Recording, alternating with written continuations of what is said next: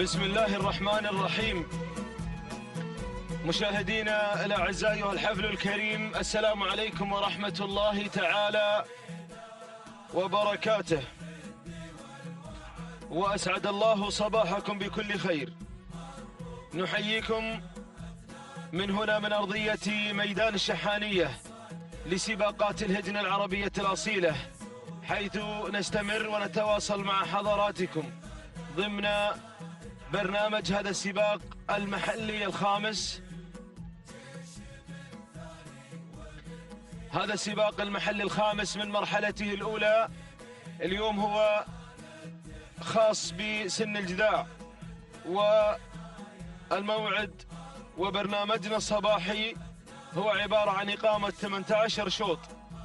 كما نشاهد هذه الفعاليات وهذه الحركة المستمرة هنا على أرضية الميدان من خلال التدريبات والتجهيزات على الهواء مباشرة، كما تشاهدون في هذا النقل الحي وهذا النقل المباشر عبر قناة الريان الفضائية وعبر قنوات التلفزة في هذه التغطية الإعلامية الواسعة.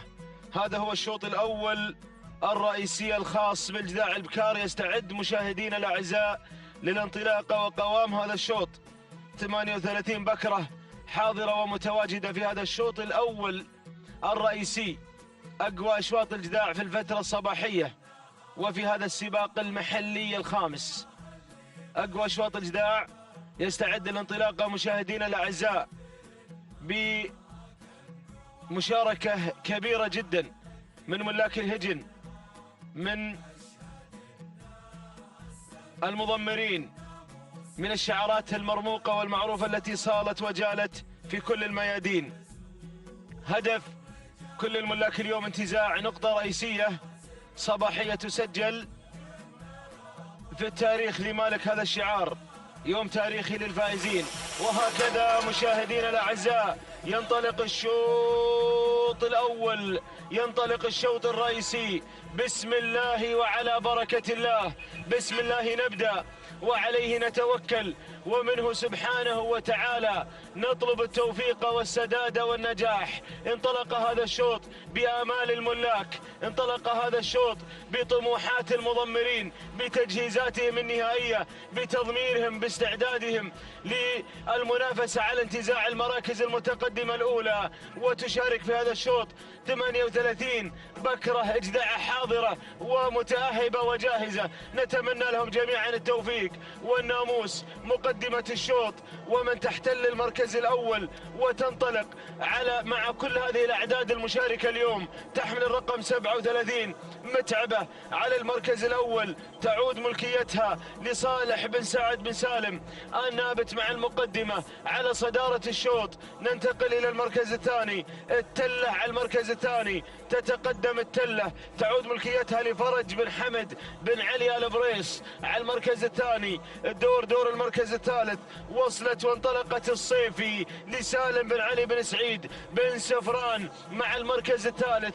دور المركز الرابع، ومن تتقدم على المركز الرابع تصل الداودية لعلي بن طينان بن عايض العذبة على المركز الرابع. ننتقل إلى المركز الخامس، يصل شعار بشريدة مع شتان على المركز الخامس لصالح بن حمد بن صالح بشريدة، شعار وهيلة بطلة اللقاية في ليلة البارحة. الله يا بشريدة، صالح بن حمد بشريدة يقدم لنا شتان في هذا الشوط الأول الرئيسي، وعودنا بشريدة على مشاركاته في الأشواط النارية في الأشواط الرئيسية. صالح بن حمد بن صالح بشريدة بالفعل راعي الوهيلة من قدمها في ليلة البارحة في أقوى وفي معترك اللقاية، واللي اليوم أيضا حاضر في معترك الجداع. العودة إلى مقدمة الشوط، إلى المنافسة على اختطاف المركز الأول مع هذا الشوط القوي للغاية. ما زالت التلة على المركز الأول، التل الشوط الأول الرئيسي اليوم تل. هذه التلة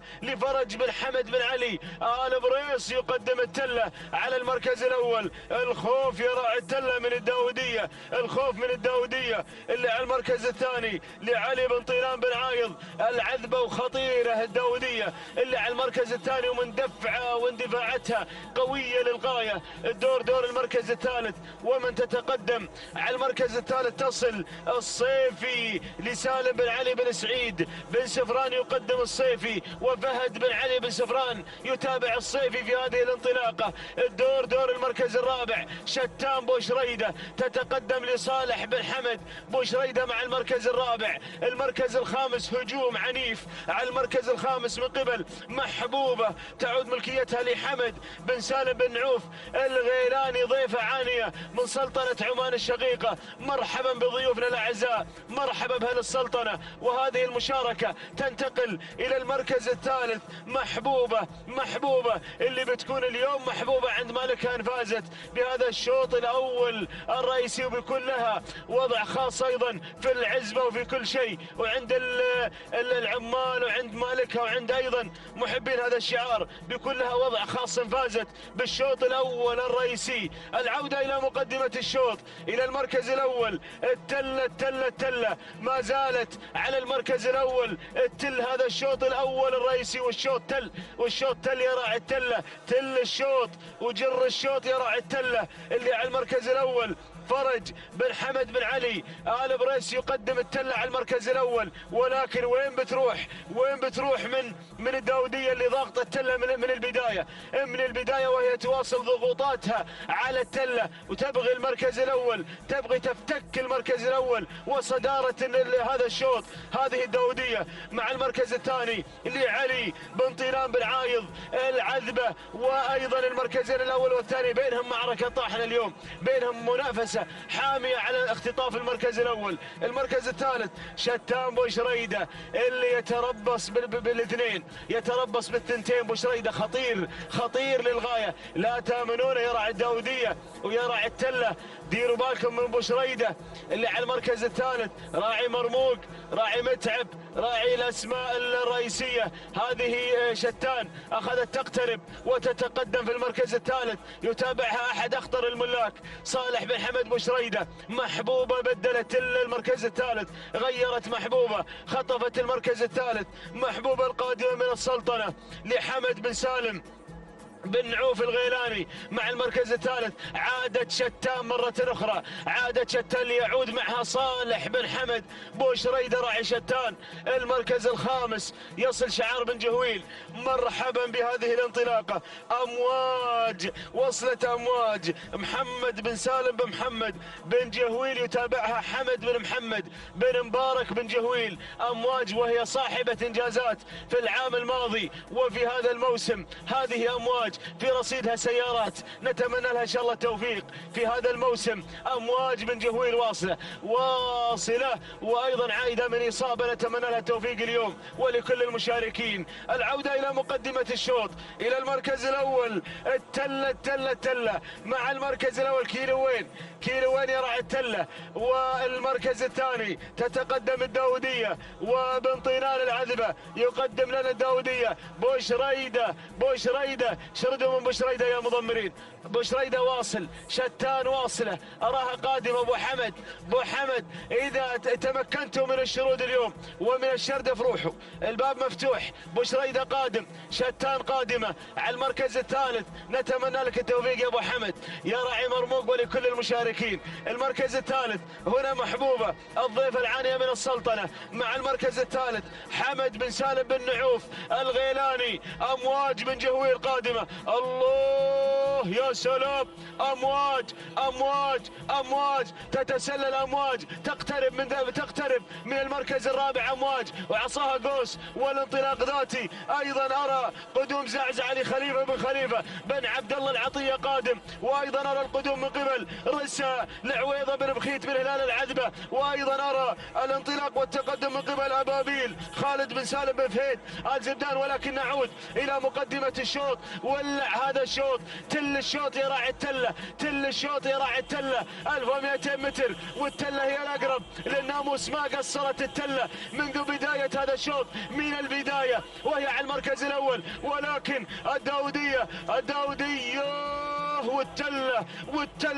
والتلة ولكن الداودية تحاول على المركز الثاني. شتان قادمة، شتان بوشريدة، صالح بن حمد بوشريدة قادم مع شتان. أمواج حمد بن محمد بن مبارك بن جهويل قادم مع أمواج. المركز الثالث خليفة بن عبد الله العطية. زعزعة يا راعي، زعزعة قادمة مع المركز الثالث. ومحبوبة بن عيف الغيلاني قادم. ولكن أعود إلى التلة، قادم بوشريدة اللي قلت لكم بأنه خطير، 800 متر خطيرة. بوشريدة يا سلام، شتان. أمواج قادمة، أمواج وزعزعة العطية. ياهو شوط تغييرات. الشوط الأول الرئيسي شتان بوشريدة راعي مرموق، راعي متعب، راعي وهيلة. اليوم ينتزع شوط رئيسي إن لم يكن لراعي زعزعة كلام. زعزعة وشتان معركة الجذاع. شوطنا الأول الرئيسي شتان هي الأقرب. بوشريدة صالح بن حمد بوشريدة، هذا المضمر العنيف، هذا المضمر الخطير. بوشريدة إذا تواجد في أشواط الرموز هذا الشرس، هذا المضمر الصعب. صالح بن حمد بوشريدة شتان. ولكن زعزعة يا سلام، زعزعة. شتان تصمد في الشوط الأول، في الشوط الرئيسي. زعزعة تحاول، ولكن الشوط مع شتان مع بوشريدة الخطورة. زعزعة اللحظات الحاسمة. شتان تنتزع ناموس هذا الشوط. تهانينا والناموس لصالح بن حمد بوشريدة. المركز الثاني زعزعة، المركز الثاني زعزعة لخليفة بن عبد الله العطية. المركز الثالث وصلت فيه محبوبة لحمد بن سالم بن نعوف الغيلاني. المركز الرابع التماس لسعيد بن علي النجم. المركز الخامس وصلت فيه متعبة لمبارك بن محمد بن قطامي آل فهيدة. تهانينا والناموس لمالك شتان صالح بن حمد بوشريدة من انتزعت هذا الشوط الأول الرئيسي. تهانينا والناموس لصالح بن حمد بوشريدة على انتزاعه لهذا الشوط الرئيسي، وهو قدم في مساء البارحة وهيلة في الشوط الرئيسي المفتوح للقاية عندما انتزعت شوط السيارة المفتوح اليوم يقدم لنا شتان في هذا الشوط الرئيسي المفتوح. تهانينا والناموس تستاهل يا ابو حمد. 9 دقائق 12 ثانية 15 جزء من الثانية، توقيت مميز جدا يسجل في صباح هذا اليوم مع شتان. تهانينا لصالح بن حمد بن صالح بوشريدة. المركز الثاني وصلت زعزعة، قطعت المسافة في 9 دقائق 12 ثانية 24 جزء من الثانية، ما قصرت زعزعة، قدمت عرض تشكر عليه. تهانينا والناموس لمالكها خليفة بن عبد الله العطية. المركز الثالث وصلت في المركز الثالث محبوبة، قطعت المسافة في 9 دقائق 16 ثانية 9 دقائق 16 ثانية 65 جزء من الثانية. تهانينا لمالك محبوبة. حمد بن سالم بن نعوف الغيلاني وسلام يا السلطنة سلام، وسعد الله صباحكم يا اهل السلطنة بكل خير. تتواصل اشواطنا الاولى الرئيسية. الشوط القادم شوط رئيسي للاجزاء قاعدة المفتوح ومطلق بن علي العنزي.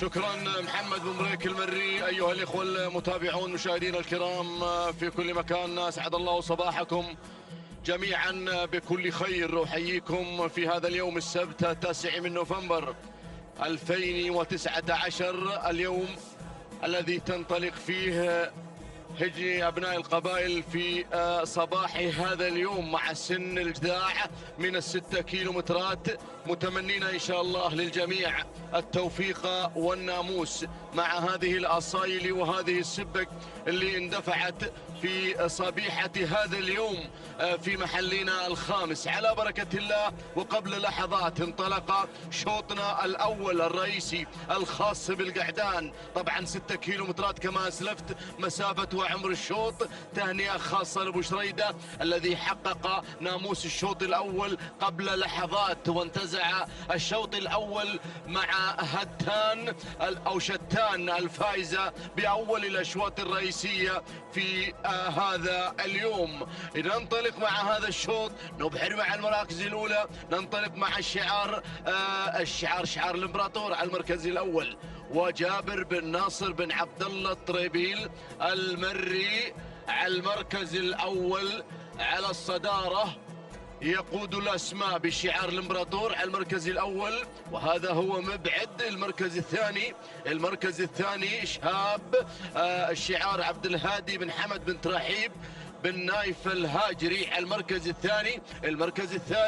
المركز الثالث عندنا الرقم 30 الخلاوي عبد الله بن سحمان بن عبد الله الغالي المري على المركز الثالث. على المركز الرابع شوف المركز الرابع اللي يتواجد بالمركز الرابع الوسمي فهد بن محمد بن عبد الله بن طريبيل المري على المركز الرابع.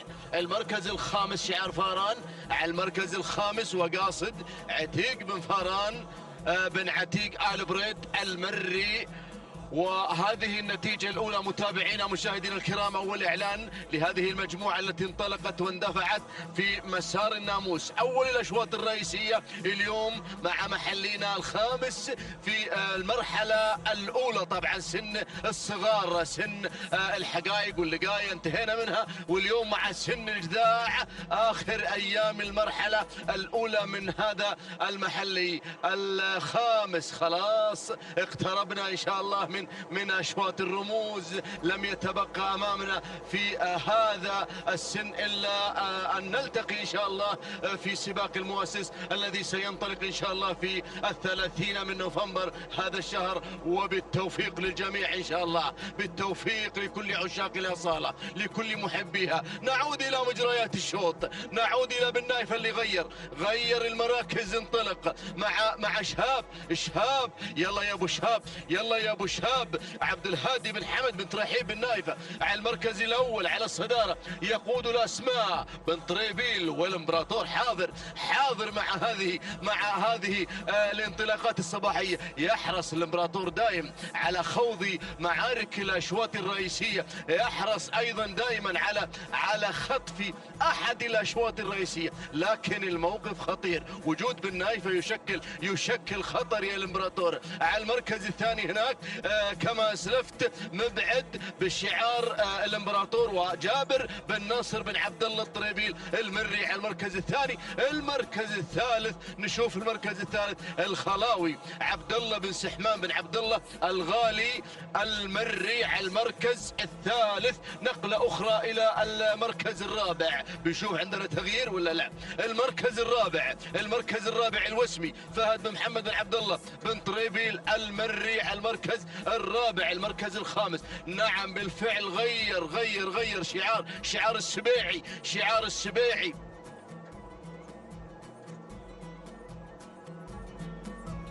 على المركز الخامس يتواجد وينطلق سكر على المركز الخامس بشعار راشد بن علي بن راشد العبد الله السبيعي. القيادة اعتقد بأن عند الداب القيادة بالفعل على المركز الخامس، وفاران على المركز السادس، ووصول اسماء عملاقة. يعني الامور لا زالت تسير بكل هدوء في هذا الشوط الرئيسي. ما يصلح يا اخواني، ما يصلح. هذا شوط رئيسي اول. يلا يا بن نايفة على المركز الاول يقود الاسماء.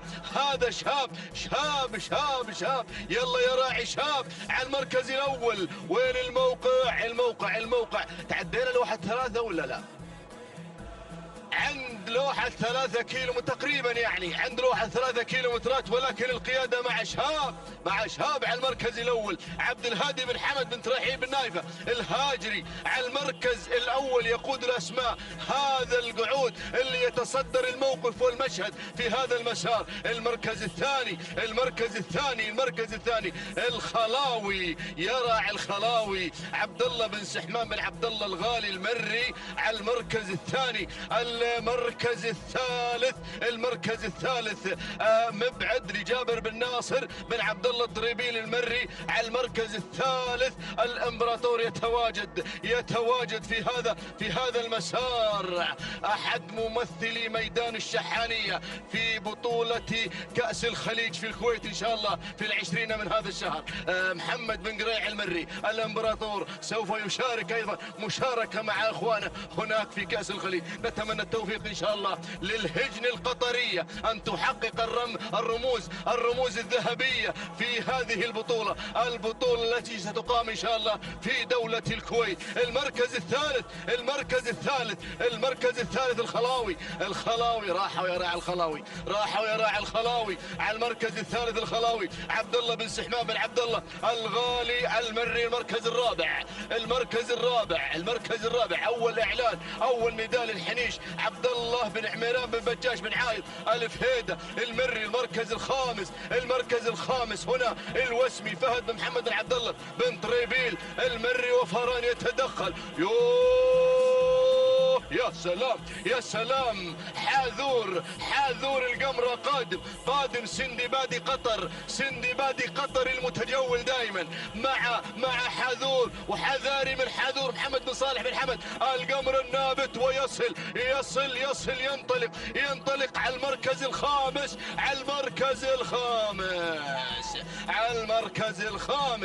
المركز الخامس السبيعي. والمركز الخامس اللي غير في هذا المسار. روح يا راعي مروح منصور بن محمد بن منصور آل سيف الخيارين. ولكن نعود الى ابن نايفة اللي مرتاح في المقدم. ارتاح الان بن نايفة، ابعد المسافة بينه وبين المركز الثاني شعار القمرة. وينطلق شهاب في المركز الاول. ينطلق شهاب على صدارة ومقدمة الشوط مع هذا المسار بدون اي اوامر. عبد الهادي بن حمد بن تراحيب بن نايفة الهاجري على المركز الاول يقود الاسماء في شوط الرئيسي الحساس. شوط رئيسي، لا تقول له شيء يا بن نايفة، لا تقول له شيء، خلاص.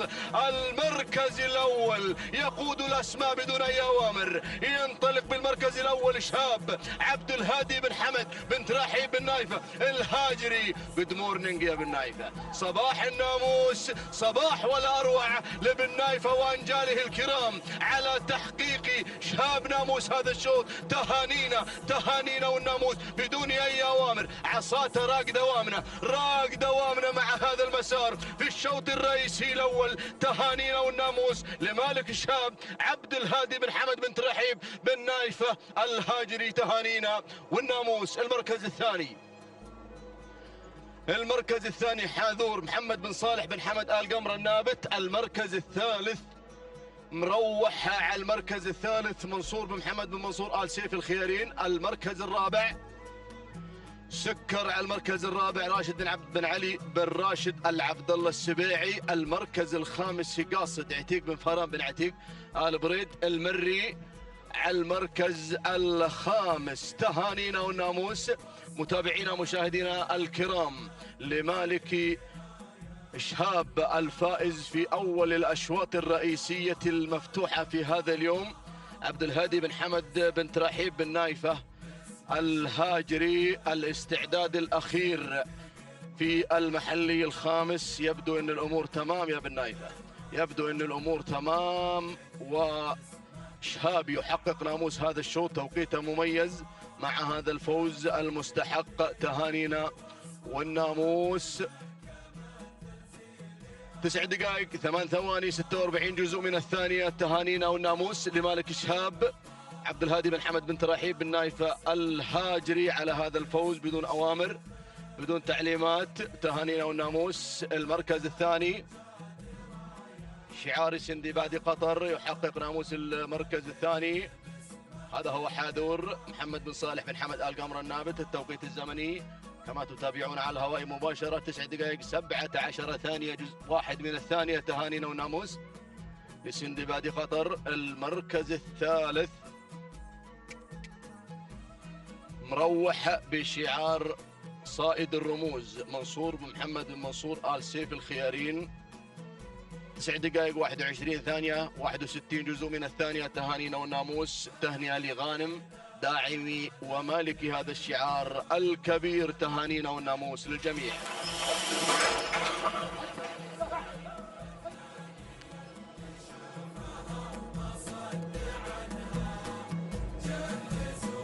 مجددا متابعينا مشاهدينا الكرام، تواصلوا مع حضراتكم في تعليقي على الشوط القادم، وشوط انطلق بمجموعة كبيرة تتكون من 31 اسم والشعار مشارك في هذا الشوط، ألا وهو شوط العمانيات.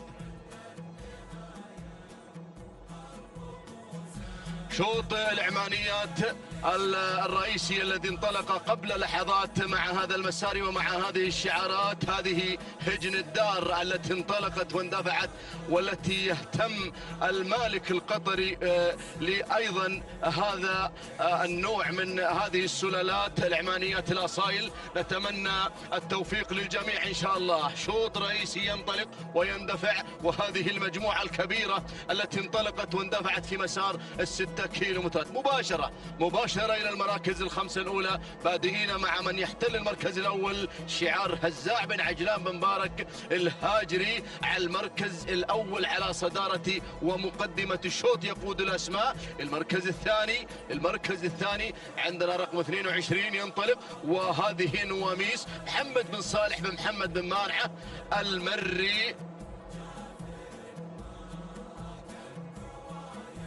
على المركز الثاني العمق يتدخل به الشعار الأخضر هنا ينطلق على المركز الثالث، وهذه الوارية على المركز الثالث سالم بن سعيد بن مبارك بن نورة المري على المركز الثالث. المركز الرابع حفلة القادمة من سلطنة عمان عبد الله بن حمد بن سعيد الهاشمي على المركز الرابع. المركز الخامس نشوف المركز الخامس هنا يتدخل وينطلق شعار هنا الشعار اللي انطلق في هذا المسار مع المركز الخامس، والشعار سعد بن عنزام بن خاتم النعيمي على المركز الخامس. وجود وانطلاق الشهنية على المركز الخامس. هذا النداء الأول متابعينا مشاهدينا الكرام أول إعلان لهذه المجموعة المراكز الخمسة الأولى التي اندفعت وانطلقت في هذا الشوط الأول الخاص بالإعمانيات. لها رمز في المؤسس، هذا الشوط تحديدا له رمز في سباق المؤسس، في أيضا سباق الأمير الوالد، وفي الختام سباق الأمير. لها رموز يا سلام. نعود إلى المركز الأول إلى صدارة ومقدمة الشوط. المركز الأول صدارة الشوط مع الذيبة هزاع بن عجلان بن مبارك الهاجري على المركز الأول على صدارة ومقدمة الشوط. الجانب الآخر يحمل شعار بن مانعة على المركز الثاني ينطلق ويندفع.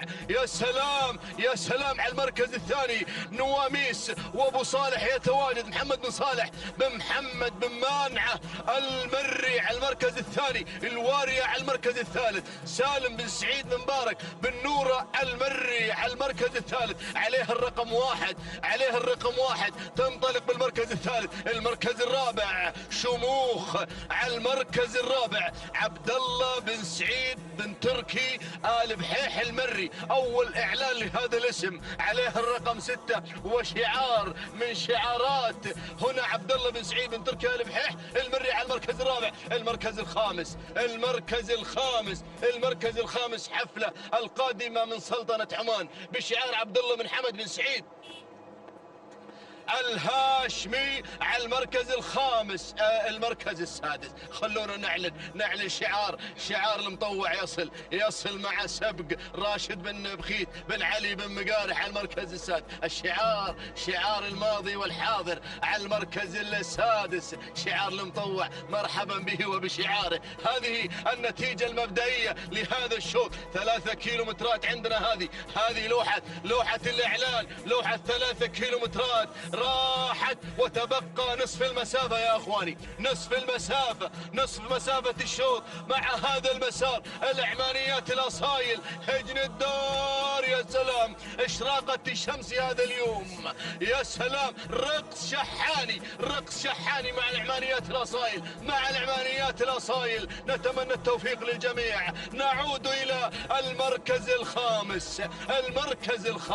نشوف المركز الخامس. على المركز الخامس يتواجد شعار راشد بن مخيت بن علي بن مقارح المري مع سبق على المركز الخامس. نتقدم إلى المركز الرابع، إلى حفلة الهاشمي القادمة من السلطنة، عبد الله بن حمد بن سعيد الهاشمي على المركز الرابع. المركز الثالث الوارية لسالم بن سعيد بن مبارك بن نورة المري على المركز الثالث. نتقدم قليلا إلى شعار بن مانعة على المركز الثاني. على المركز الثاني نواميس تبحث عن ناموس هذا الشوط مع محمد بن صالح بن محمد بن مانعة المري على المركز الثاني. المركز الأول، نعود إلى المركز الأول إلى صدارة ومقدمة الشوط.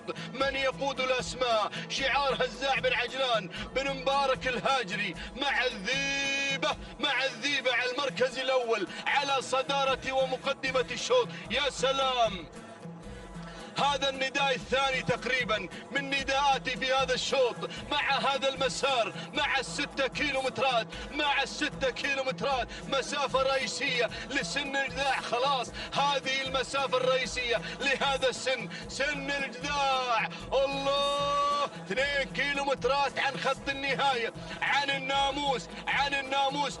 ناموس هذا الشوط. الناموس لمن في هذا الشوط الرئيسي؟ يا سلام، وصل في هذا المسار وفي هذا الانطلاق.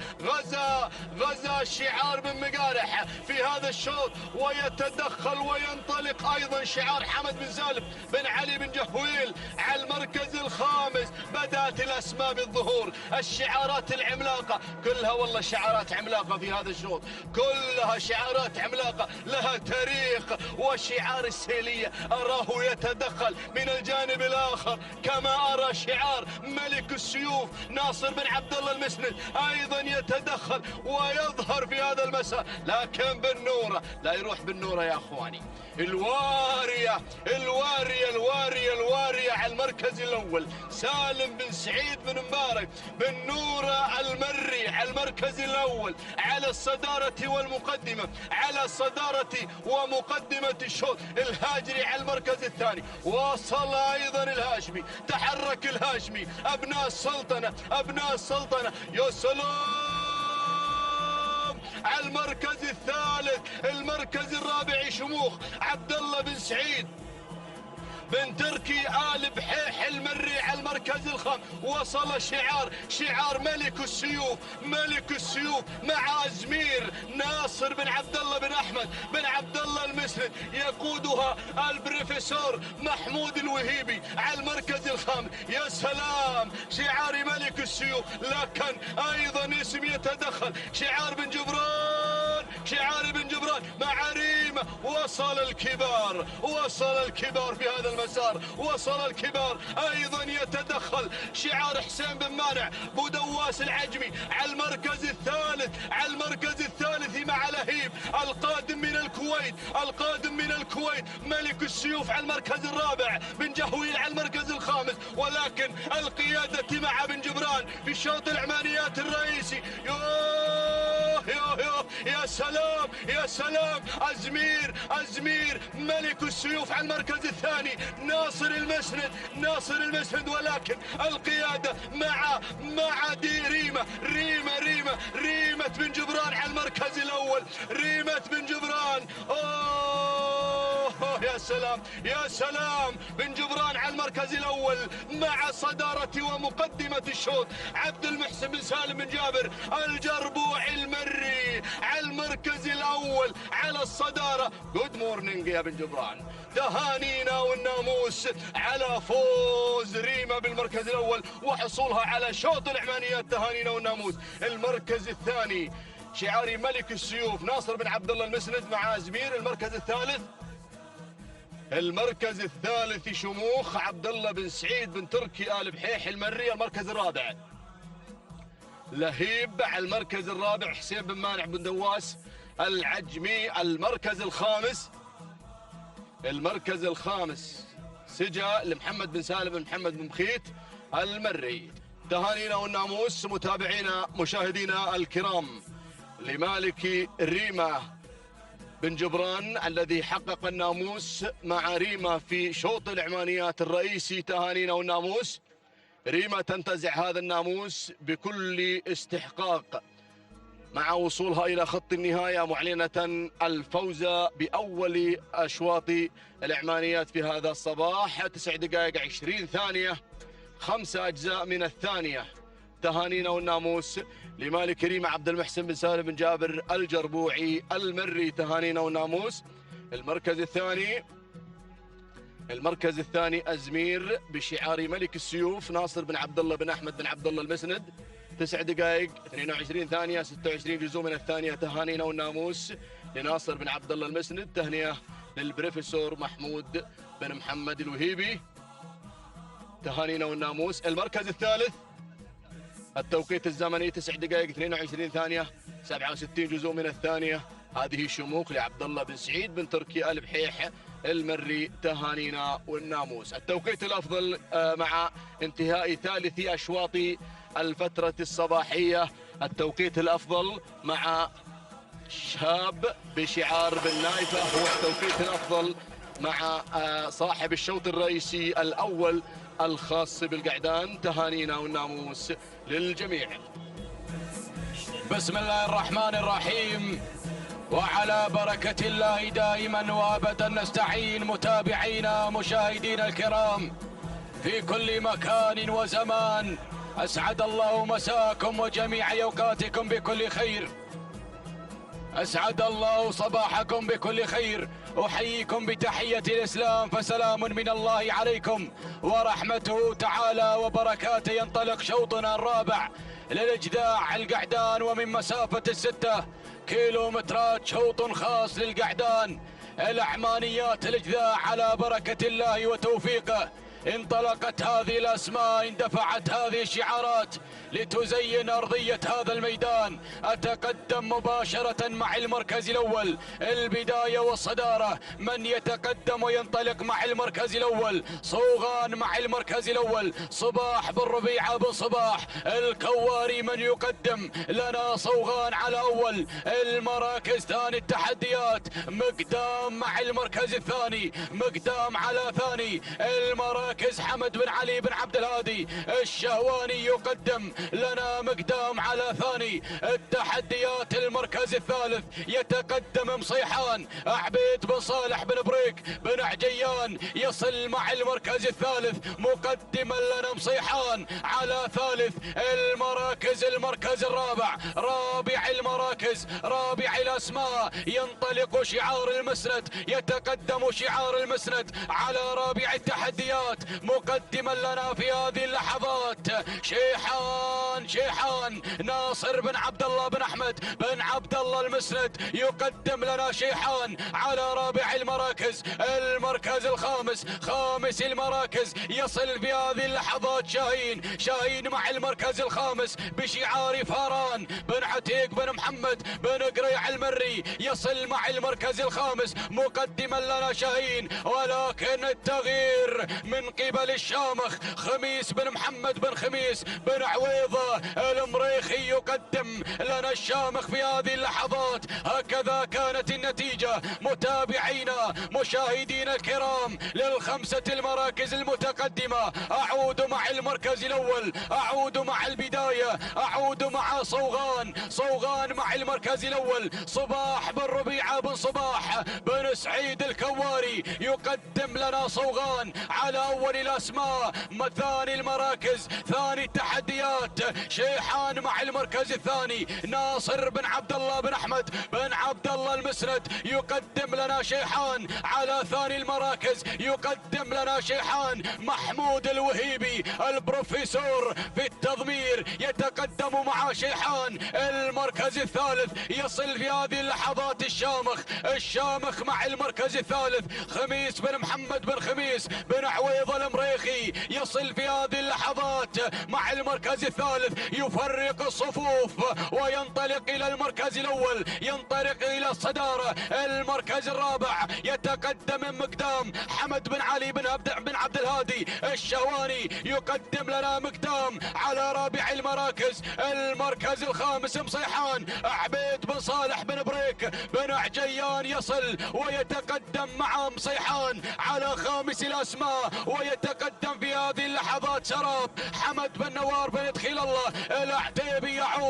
أعود مع المركز الأول، أعود مع البداية، أعود مع شيحان مع المركز الأول. ناصر بن عبد الله بن أحمد المسند يتقدم محمود، يتقدم البروفيسور على أول الأسماء. محمود الوهيبي المضمر لشيحان، المضمر لهذا الشعار، شعار الأنيق على أول الأسماء. المركز الثاني يتقدم الشامخ، يتقدم المريخي خميس بن محمد بن خميس بن عويض المريخي ينطلق مع المركز الثاني. المركز الثالث الله يا صوغان صباح بن ربيعة بن صباح بن سعيد الكواري يصل في هذه اللحظات مع المركز الثالث. المركز الرابع وصل في هذه اللحظات يتقدم سراب، ينطلق سراب على رابع الأسماء. حمد بن نوار بن دخيل الله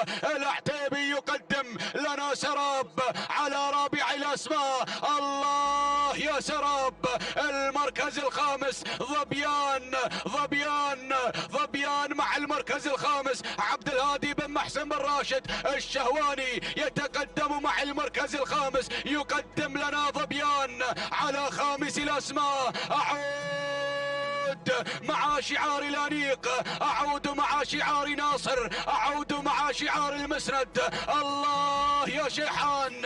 يتقدم ناصر بن عبد الله بن أحمد بن عبد الله الله المسند على اول الاسماء محمود الوهيبي من يقدم لنا شيحان المركز الثاني. الشامخ مع المركز الثاني خميس بن محمد بن خميس بن عويض المريخي ينطلق مع المركز الثاني. المركز الثالث وصل في هذه اللحظات يتقدم مشكور علي بن راشد بن محمد بن فهد الخاطر ينطلق مع مشكور على ثالث الاسماء. المركز الرابع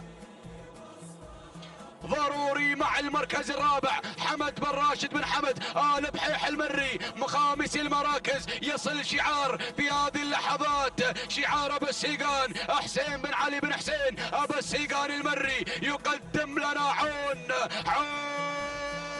يا عون ينطلق مع المركز الخامس. اعود مع الصدارة، اعود مع الريادة، اعود مع التغيير من قبل الشامخ. غير المريخي، انطلق شعار المريخي على اول الاسماء. يقدم لنا الشامخ خميس بن محمد بن خميس بن عويض المريخي، ولكن ضروري مع المركز الثاني. ضروري غير وانطلق مع الصدارة حمد بن راشد بن حمد آل بحيح المري، ولكن الله يا شيحان، الله يا شيحان. ناصر بن عبد الله بن احمد بن عبد الله المسند يقدم لنا شيحان على ثاني الاسماء. المركز الرابع يصل شعار الخاطر يقدم لنا مشكور علي بن راشد بن محمد بن فهد الخاطر على رابع الاسماء. عون بالسيقان، عون بالسيقان، عون بالسيقان واصل مع المركز الخامس. اعود مع الصدارة، اعود مع ضروري مع المركز الاول. 1200 ما تبقى عن خط النهاية. ضروري مع المركز الاول. حمد يا حمد، حمد يا حمد، حافظ على هذا المركز، حافظ على هذا الاداء. يتقدم حمد بن راشد بن حمد آل بحيح المري، ولكن الانيق يقدم لنا شيحان. ناصر بن عبد الله بن احمد المسند يتقدم البروفيسور محمود الوهيبي، محمود الانجازات، محمود التاريخ، ولكن شعار الخاطر يتقدم مع مشكور علي بن راشد بن محمد بن فهد الخاطر على ثالث الاسماء. المركز الرابع يصل شعار المريخي مع الشامخ خميس بن محمد بن خميس بن عويض المريخي. اعود مع الصدارة، اعود مع القيادة، اعود مع ضروري مع المركز الاول. حمد بن راشد بن حمد آل بحيح المري يتقدم مع المركز الاول بدون اي اوامر، بدون اي تعليمات. عصا راق دوامنا. الله يا ضروري. شيحان مع المركز الثاني. ناصر بن عبد الله بن احمد المسند يتقدم شعار الانيق على ثاني الاسماء، ولكن ضروري شوط العمانيات، شوط القعدان الاجذاع مع ضروري. انطلق بدون اي اوامر، بدون اي تعليمات.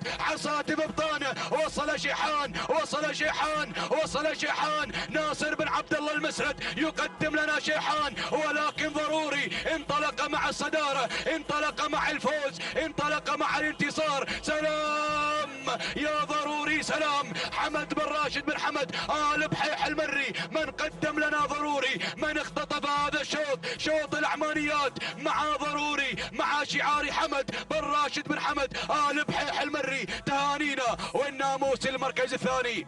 وصل شيحان ناصر بن عبد الله بن احمد المسند المركز الثالث. عون حسين بن علي بن حسين ابو السيقان المركز الرابع. مشكور علي بن راشد بن محمد الخاطر المركز الخامس. مصيحان عبيد بن صالح بن بريك بن عجيان. اذا متابعينا مشاهدينا الكرام تهانينا والناموس لمالك ضروري حمد بن راشد بن حمد آل بحيح المري من قدم لنا ضروري في شوط الاجذاع العمانيات، ومن حقق الناموس بأداء كبير من قبل ضروري. التوقيت الزمني 9 دقائق 15 ثانية 86 جزء من الثانية. تهانينا والناموس المركز الثاني.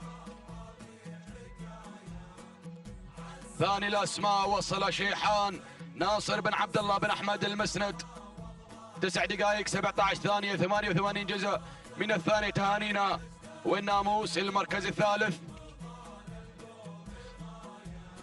عون حسين بن علي بن حسين بسيقان المري، من وصل مع المركز الثالث. التوقيت الزمني 9 دقائق 21 ثانية 56 جزء من الثانية. تهانيها والناموس للجميع.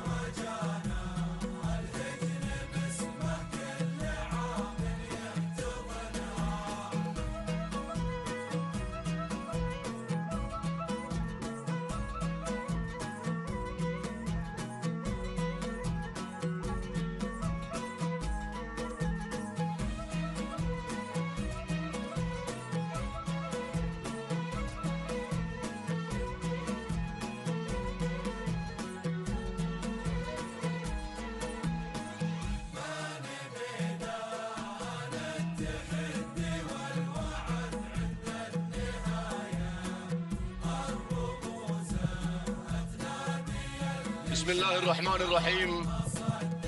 أيها الإخوة المتابعون مشاهدينا في كل مكان، هذه لحظات وملخص الأشواط الرئيسية قبل لحظات.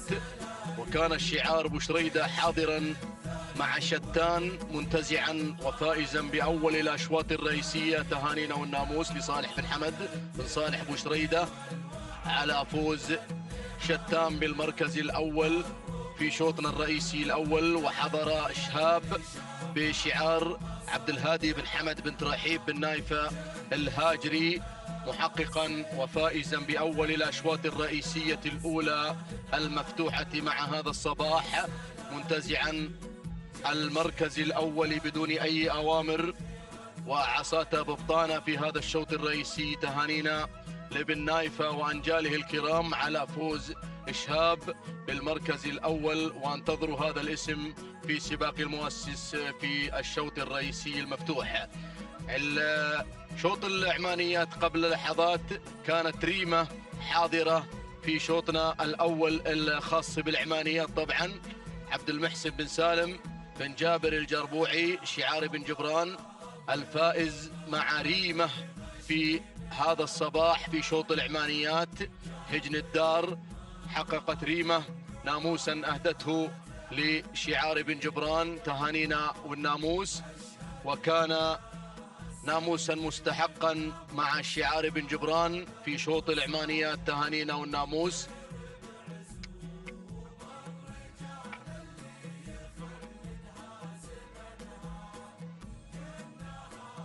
وكان في شوط القعدان العمانيات ضروري الفائز معنا في شوط القعدان العمانيات ضروري بشعار حمد بن راشد بن حمد آل بحيح المري حينما حقق وانتزع ناموس الشوط الخاص بالعمانيات، شوط القعدان الرئيسي طبعا الخاص بالعمانيات. تهانينا والناموس لكل الفائزين في هذا الصباح. نتمنى التوفيق للجميع إن شاء الله. الميكروفون لمحمد بن عايض الصواط العتيبي. بسم الله الرحمن الرحيم.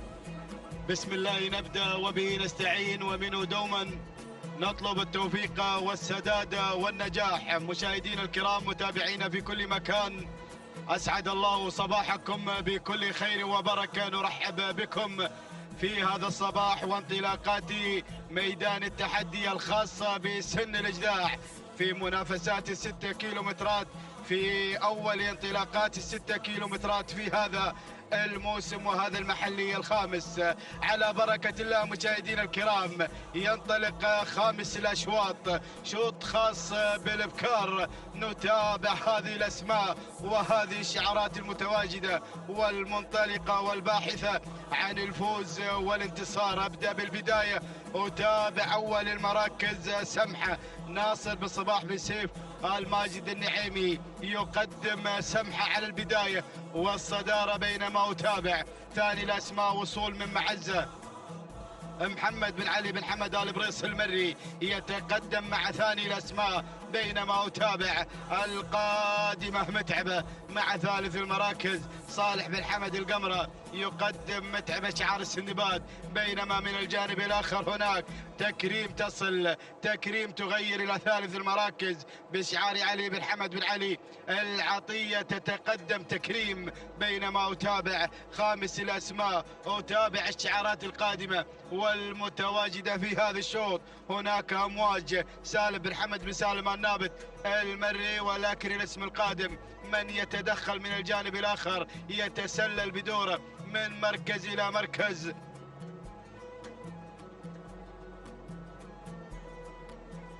أتابع هناك التقدم مشاهدينا الكرام من حلف سعيد بن بطي بن محمد الزعبي. هذه الأسماء مشاهدينا الكرام الخمس الأولى المتقدمة في هذا الشوط في هذا التحدي، ولكن العودة إلى الصدارة. أتابع سمحة على الصدارة، ولكن الخطورة قادمة. هناك الأسماء ولكن سمحة شعار ناصر بالصباح بالسيف. الماجد النعيمي يبدأ بالبداية، ينطلق بالصدارة، ولكن الزعبي من الجانب الآخر. هناك يقدم حلف سعيد بن بطي الزعبي القادم من الجانب الآخر. وهنا أتابع التقدم، أتابع اللحظات. هنا وصول من تكريم علي بن حمد العطية قادم مع تكريم مع ثالث المراكز. رابع الأسماء، الله يا أمواج مع رابع المراكز سالم بن حمد بن سالم النابت يتقدم مع رابع المراكز.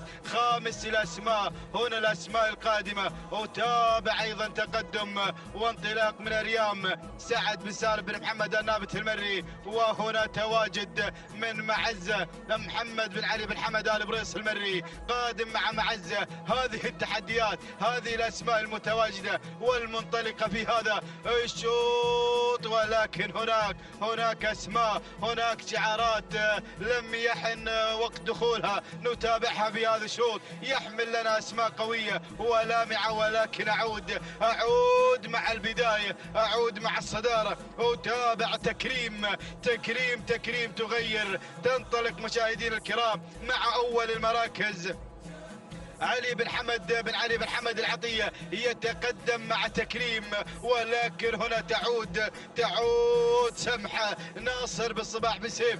الماجد النعيمي يعود هنا، شعار النعيمي مجددا مع تواجد سمحة من عادت إلى الصدارة. الزعبي هناك من الجانب الآخر يقدم حلف سعيد بن بطي بن محمد الزعبي. الله يا حلف، الله يا الأسماء. وهناك أتابع أمواج سالم بن حمد بن سالم النابت المري يتقدم في هذه اللحظات، ينضم إلى دائرة النداء، إلى الأسماء المتقدمة في هذا الشوط. ولكن أتابع الانطلاق، أتابع التحدي. هناك أيضا شعار السندباد القادم مع متعبة صالح بن حمد القمرة. وهناك الأسماء، هناك التحديات القادمة وأريام سعد بن سالم بن محمد النابت هنا قادمة. ولكن أعود مع البداية، أعود مع الصدارة وتابع سمحة على البداية، على الانطلاق الأول ناصر بن صباح بن سيف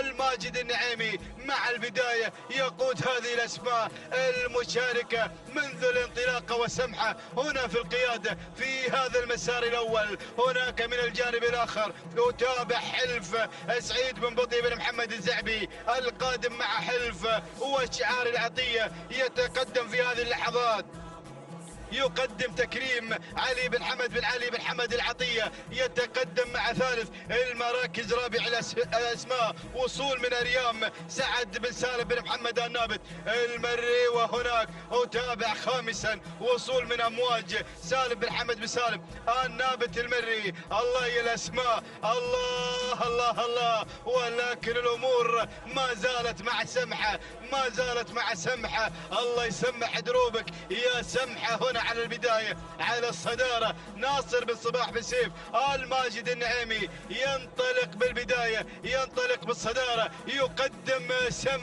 سمحة على الصدارة، بينما أتابع ثاني الأسماء والتواجد مشاهدينا الكرام من تكريم علي بن حمد بن علي بن حمد العطية القادم مع ثاني المراكز، وأريام تصل بشعار سعد بن سالم بن محمد النابت المري. شوف القادم، شوف الأسماء، وصلت المعمورة خليفة بن عبد الله العطية، تصل المعمورة في هذا النداء الأول القادمة هنا مع ثالث المراكز تغير، بينما أتابع التحديات وصول في هذه اللحظات. وصلت ود سويد بن حزام بن سويد الدوسري، الله يا ود خطيرة وقادمة. الود هنا تخترق الصفوف، تغير من مركز إلى مركز، الله الله، ولكن الهجوم إلى أسماء القادمة مشاهدينا الكرام، ولكن العودة مع البداية. ود على الصدارة،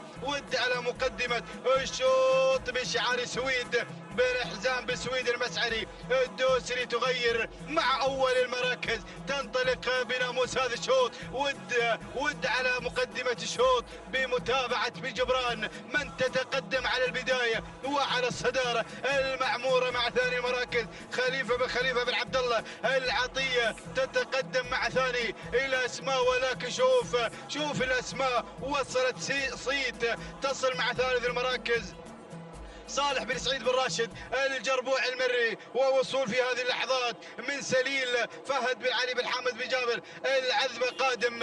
الله الأسماء، ولكن أتابع وصول في هذه اللحظات من في أحمد بن عيسى بن حمد الكعبي، يصل مع خامس المراكز. ولكن الكيلو الأخير، الكيلو الخطير، أعود مع ود على الصدارة، تنطلق بشعار سويد حزام بن سويد المسعري الدوسري. ود هنا مع البداية والصدارة، الله الله، ود مع أول المراكز، بينما أتابع المعمورة خليفة بن عبد الله العطية. وهنا القادمة وصول من سليل فهد بن علي بن حمد بن جابر العذبة، يصل مع ثالث المراكز. هناك الأسماء، أتابع التقدم، وصلت ربابة ناصر بن عبد الله بن أحمد المسرد، تصل مع هذه اللحظات، وصول من الظبي سالم بن عبد الله بن حمد بن عريج المري. ولكن أعود مع ود على الصدارة، ود على البداية، ولكن سليل قادمة. الله الله، ركز يا بن جبران مع هذا التقدم، مع انطلاقة ود على البداية والصدارة. سويد بن حزام بن سويد المسعري الدوسري بدون أي تعليمات، بدون أي أوامر، صاحبة عوايد، صاحبة إنجازات. الله يا ود على مقدمة الشوط مشاهدينا الكرام، تذهب بناموس هذا الشوط هنا مع هذه اللحظات الأخيرة بدون أي تعليمات. الله يا ود وخط النهاية، ود واللحظات الأخيرة، تهانينا والناموس لمالك ود سويد بن حزام بن سويد المسعري الدوسري على هذا الفوز والانتصار. مشكور يا بن جبران من قدم لنا ود في هذا الشوط. ثاني المراكز وصلت سليل فهد بن علي بن حمد بن جابر العذبة. ثالث المراكز كان الوصول من ربابة ناصر بن عبد الله بن أحمد المسند. وخامس المراكز المعمورة خليفة بن خليفة بن عبد الله العطية. وخامسا وصلة الظبي سالم بن عبد الله بن حمد بن عريج المري. هكذا كانت النتيجة مشاهدينا الكرام. نعود بالتوقيت الزمني ولحظة وصولي ودي إلى خط النهاية ب9 دقائق 22 ثانية 45 جزء من الثانية. تهانينا والناموس لسويد بن حساب السويد المسعري الدوسري. ثاني المراكز وصلت سليل ب9 دقائق 22 ثانية 99 جزء من الثانية. الثانية لفهد بن علي بن حمد بن جابر العذبة. وثالثا كان الوصول مشاهدينا الكرام من ربابة ب9 دقائق 23 ثانية و50 جزء من الثانية. الثانية لناصر بن عبد الله بن أحمد المسند. تهانينا والناموس للجميع. بسم الله الرحمن الرحيم. أيها الحفل الكريم مشاهدينا مستمعينا الأفاضل، أسعد الله صباحكم بكل خير وبركة. أرحب بكم أجمل ترحيب بهذه الانطلاقات المتواصلة ضمن فعاليات المحلي الخامس بمرحلته الأولى بيومه الرابع. نتواصل باندفاعة وانطلاقة أشواط سن الإجداع. انطلاقة الشوط السادس لفئة الإجداع القعدان ينطلق من مسافة 6 كيلومترات حامل بطياته هذه الشعارات والأسماء الكبيرة المتواجدة في هذا التحدي الكبير بهذه المنافسة المميزة. نتابع هذه الشعارات الباحثة عن الانتصار، الباحثة عن الناموس في هذا التحدي الكبير. نبدأ بعد المراكز، ومع البداية يتواجد الشباب السعيد بن عبد الهادي بن علي الشهواني يتقدم مباشرة مع الصدارة، متواجد في موقع المقدمة. بينما المركز الثاني القادم هنا متعب لسالم بن عبد الله بن سعد الهاجري يتواجد بهذه اللحظات مع المركز الثاني. المركز الثالث نتابع المركز الثالث نتابع رمز لسالم بن محمد بن سالم النابت المري يتواجد مع المرتبة الثالثة. المركز الرابع وصل قادح لناصر بن عبد الله بن احمد المسند بمتابعة الشرس راشد بن بطي الزعبي. يتابع قادح الذي يتواجد مع المرتبة الرابعة في هذا التحدي. المرتبة الخامسة نتابع الحديد لصالح بن حمد القمرة يتواجد مع الحديد في هذا التحدي باندفاعة وتواجد هذه الأسماء والشعارات الكبيرة التي تتواجد بهذه المنافسة المميزة. هذه نتيجة للخمس المراكز المسيطرة على دائرة النداء والإذاعة المتواجدة في موقع التحدي والمنافسة المنطلقة في موقع الصدارة مع هذه الأعداد الهائلة التي تشارك على أرضية ميدان التحدي ميدان الشحانية. نعود مباشرة مع البداية، والشباب ما زال في بداية هذا الشوط، ما زال مع المقدمة مع الهادي سعيد بن عبد الهادي الشهواني يتقدم غائدا لمجريات هذا الشوط، لمجريات هذه الأعداد التي تشارك في هذا التحدي الكبير. ولكن نتابع متعب هنا قادم سالم بن عبد الله بن سعد الهاجري يتواجد باندفاعه وتحديات متعب الذي تسلل بهذه اللحظات إلى صدارة الشوط. بينما المركز الثالث وصل قادح بشعار ملك السيوف ناصر بن عبد الله بن احمد المسند يتواجد هنا مع قادح المنطلق المتواجد في عمق المنافسة والتحدي بمتابعة الشرس راشد بن بطي الزعبي الذي يتابع قادح المنطلق مع المرتبة الثالثة. نتابع المركز الرابع القادم والمتواجد في هذا التحدي في هذا المسار المميز مهاجر لناصر بن راشد بن ناصر الزبدان المري يتواجد هنا منطلق في موقع التحدي والمنافسة. بينما المركز الخامس نتابع رمز لسالم بن محمد بن سالم النابت المري يتواجد مع المرتبة الخامسة. هذه نتيجة للخمس المراكز الأولى التي ما زالت في مقدمة الشوط والتي ما زالت تنطلق مع البداية ومع القيادة والريادة في موقع التحدي في موقع الصدارة في هذه المنافسة المميزة مع هذه الشعارات المتواجدة والحاضرة من أجل التحدي والحاضرة من أجل المنافسة الجميلة في هذه الأجواء المميزة في سن الإجداع، سن الإمتاع والإبداع. نتابع هذه الأسماء الكبيرة التي تتواجد في هذه المنافسة المميزة. نعود مباشرة مع البداية، نعود مع متعب الذي انطلق مباشرة في موقع الصدارة متواجد في تحديات المركز الأول. سالم بن عبد الله بن سعد الهاجري ينطلق يسيطر مسيطر على زمام الامور بتواجد متعب المنطلق في موقع التحدي والمنافسة على المركز الاول مباشرة، بينما هنا قادح غادم متواجد مشارك في هذه المنافسة بالشعار الانيق. ناصر بن عبد الله بن احمد المسند يتواجد في هذا التحدي، في هذه المنافسة المميزة، يتواجد هذا الشعار الجميل منطلق مع قادح على المركز الثاني. المركز الثالث الهادي مع الشبابي ما زال هاديا في هذه المنافسة المميزة. سعيد بن عبد الهادي الشهواني يتقدم في هذا التحدي، يتواجد في عمق المنافسة بتواجد هنا الشبابي على المركز الثالث. المركز الرابع القادم هنا مهاجر لناصر بن راشد بن ناصر آل زبدان المري، يترقب الموقف مع اللحظات الأخيرة، يتابع يراقب هذه المنافسة عن قرب. على المركز الرابع نتابع المركز الخامس القادم هنا الحديد لصالح بن حمد القمرة، يشارك السندباد القطري، يتواجد في هذا التحدي في هذه المنافسة مع الحديد على المركز الخامس. بهذه النتيجة مشاهدينا مستمعين الافاضل، الخمس المراكز الاولى التي تنطلق وتسيطر على زمام الامور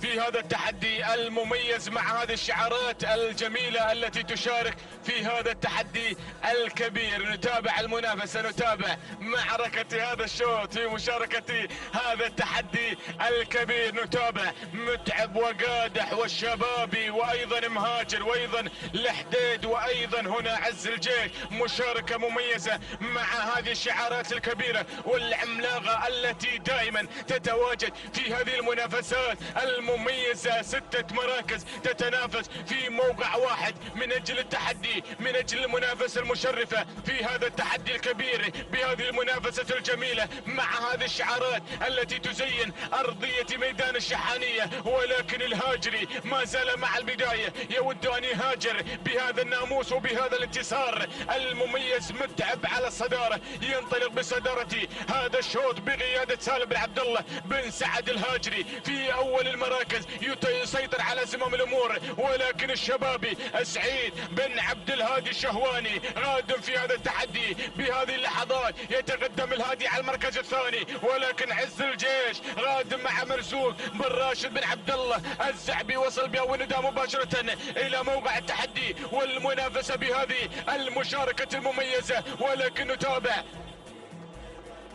شعار بن جبران هنا يتقدم مشاركا في هذا التحدي الكبير مع هنا في تحديات بانطلاقة موادع جابر بن هضبان الفسل المري. موادع يريد يوادعهم، ولكن مبلش غادم القريسي مع مبلش على المركز الرابع بأول نداء. فهد بن علي بن محمد بن سعيد البريسي او القريسي على المركز الرابع. المركز الخامس الزبداني مع مهاجر ناصر بن راشد بن ناصر الزبدان المري. ولكن نعود مع البداية، نعود مع معركة الكبار في هذا المسار. الهادي بهذه اللحظات الشبابي يقدم هذا العرض المتميز، هذا الاداء الجميل.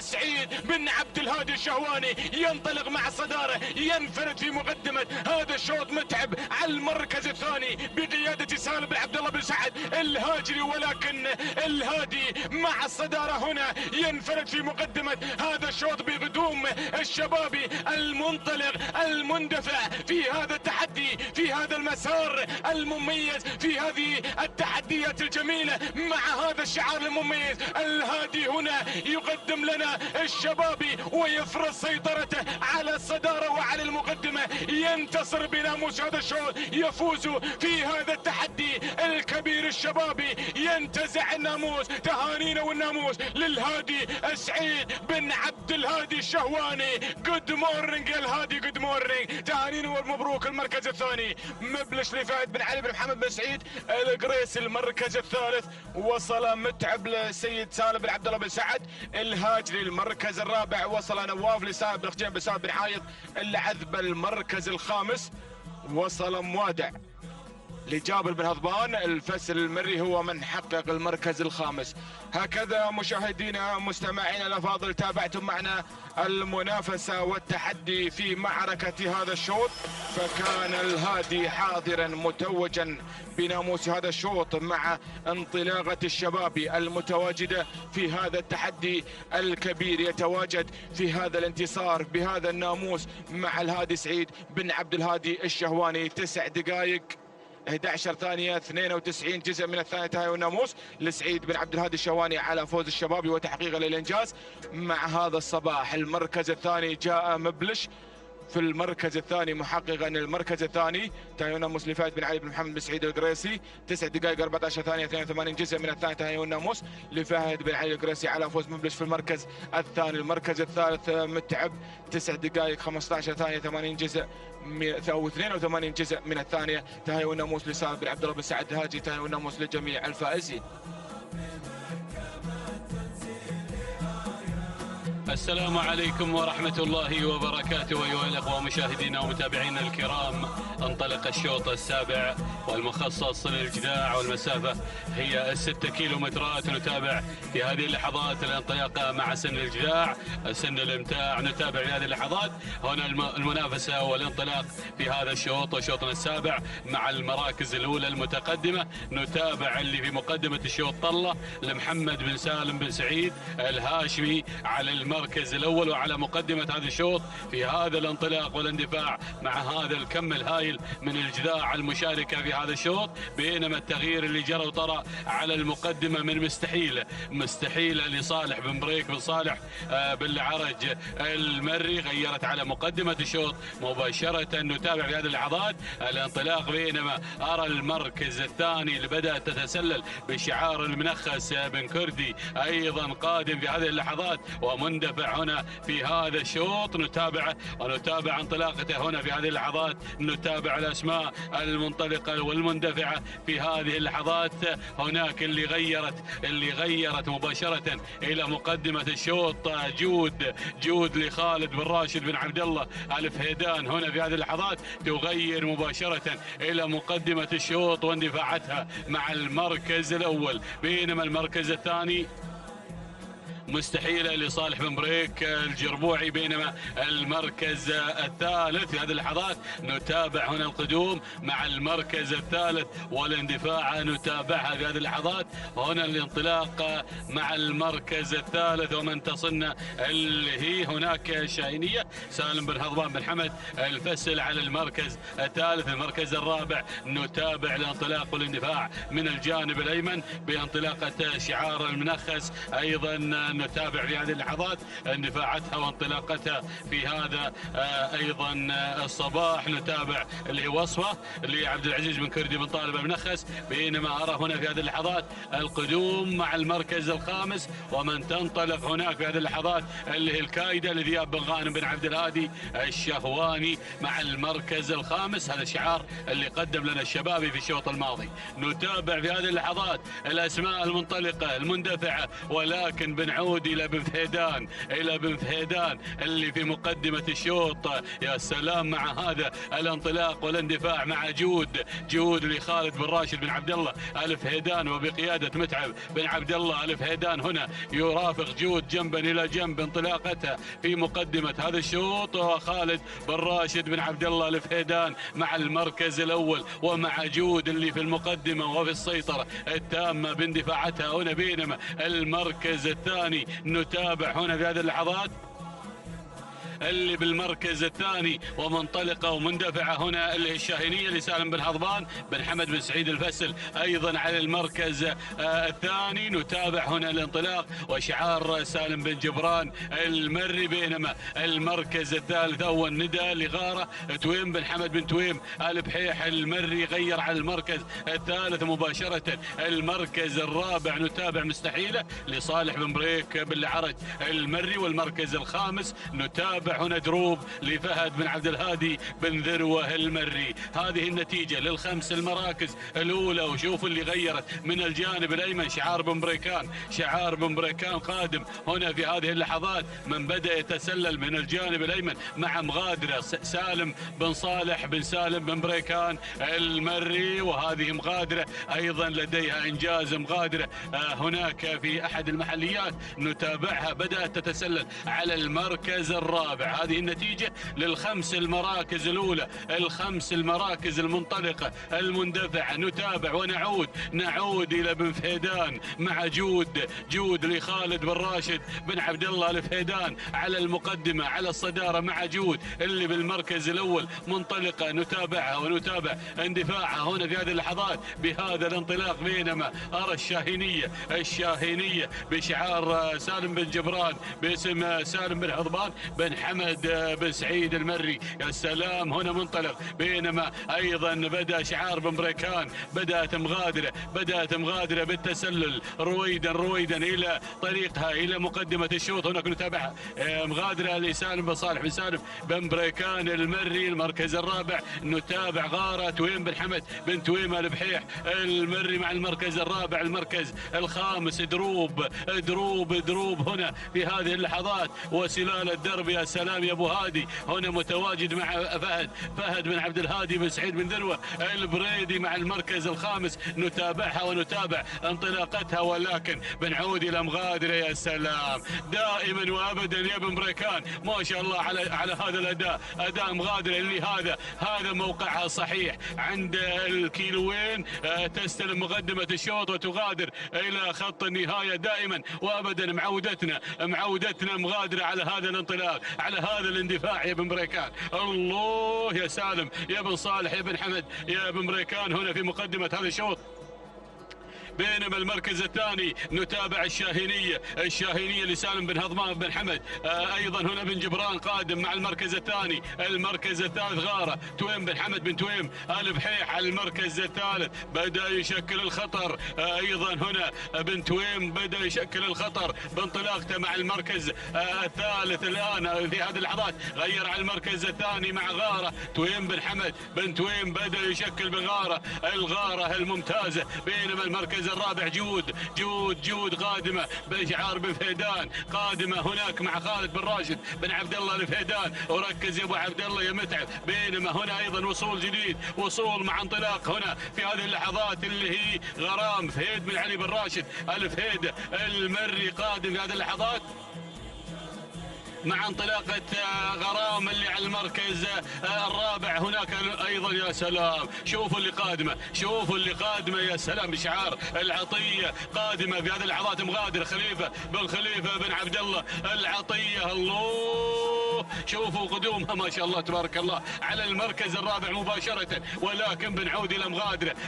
الى مغادرة لسالم بن صالح بن بريكان المري. سالم بن صالح بن بريكان يا سلام مع هذا الاداء في هذه اللحظات نتابعها. ولكن هنا غارة على المركز الثاني. تويم بن حمد بن تويم البحيح المركز الثالث. نتابع الشاهينية بشعار بن جبران هنا بأيضا سالم بن حضبان المري المركز الرابع. نتابع هناك مغادرة خليفة بن عبد الله العطية مع المركز الرابع. المركز الخامس شوفوا شعار بن نورة ايضا قادم هناك مع حربة المبارك بن سعيد بن نورة المري. ولكن الله كما ايضا صاحبة الشوط في المحلي الماضي مشكور يا ابو الخزينة على المعلومات. وايضا ها هي مغادرة اللي ذكرتها لكم عصاتها قوس دائما وابدا ما شاء الله تبارك الله. ذهبية هذه البكرة نشاهدها يا متابعين يا مشاهدين ما شاء الله تبارك الله بانطلاقتها كما تعودنا دائما وابدا بالمغادرة مع مغادرة. يا سلام نغادر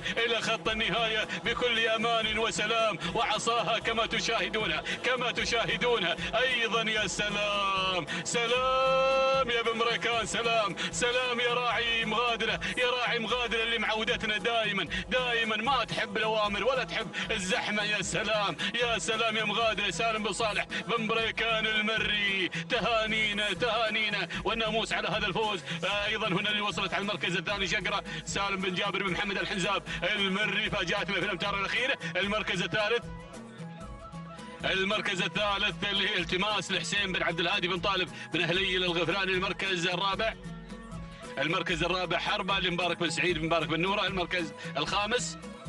المركز الخامس وصلت هنا غارة تويم بن حمد بن تويم البحيح المري. ما شاء الله تبارك الله، ما شاء الله يا مغادرة أيضا هنا نتابعها، أيضا ننتظرها في مهرجان المؤسس بإذن الله تعالى. هذه البكرة المتميزة اللي أيضا من إبداع في إبداع ما شاء الله، وتوقيتها الزمني مميز 9 دقائق 15 ثانية 18 جزء من الثانية. تهانينا لمالك مغادرة سالم بن صالح بن بريكان المري، تهانينا على هذا الفوز المستحق، والفوز ايضا فوز ذهبي في هذا الصباح. ما شاء الله تبارك الله على هذا الاداء والتميز بدون اي تعليمات تذكر عليها. بينما وصلت هنا اللي فاجأتنا في الامتار الاخيره شقره توقيتها 9 دقائق 19 ثانيه 62 جزء من الثانيه. تهانينا لسالم بن جابر بن محمد الحنزاب المري. بينما وصلت على المركز الثالث هنا نتابعها التماس توقيتها 9 دقائق 20 ثانيه 58 جزء من الثانيه. تهانينا لحسين بن عبد الهادي بن طالب بن هليل الغفراني.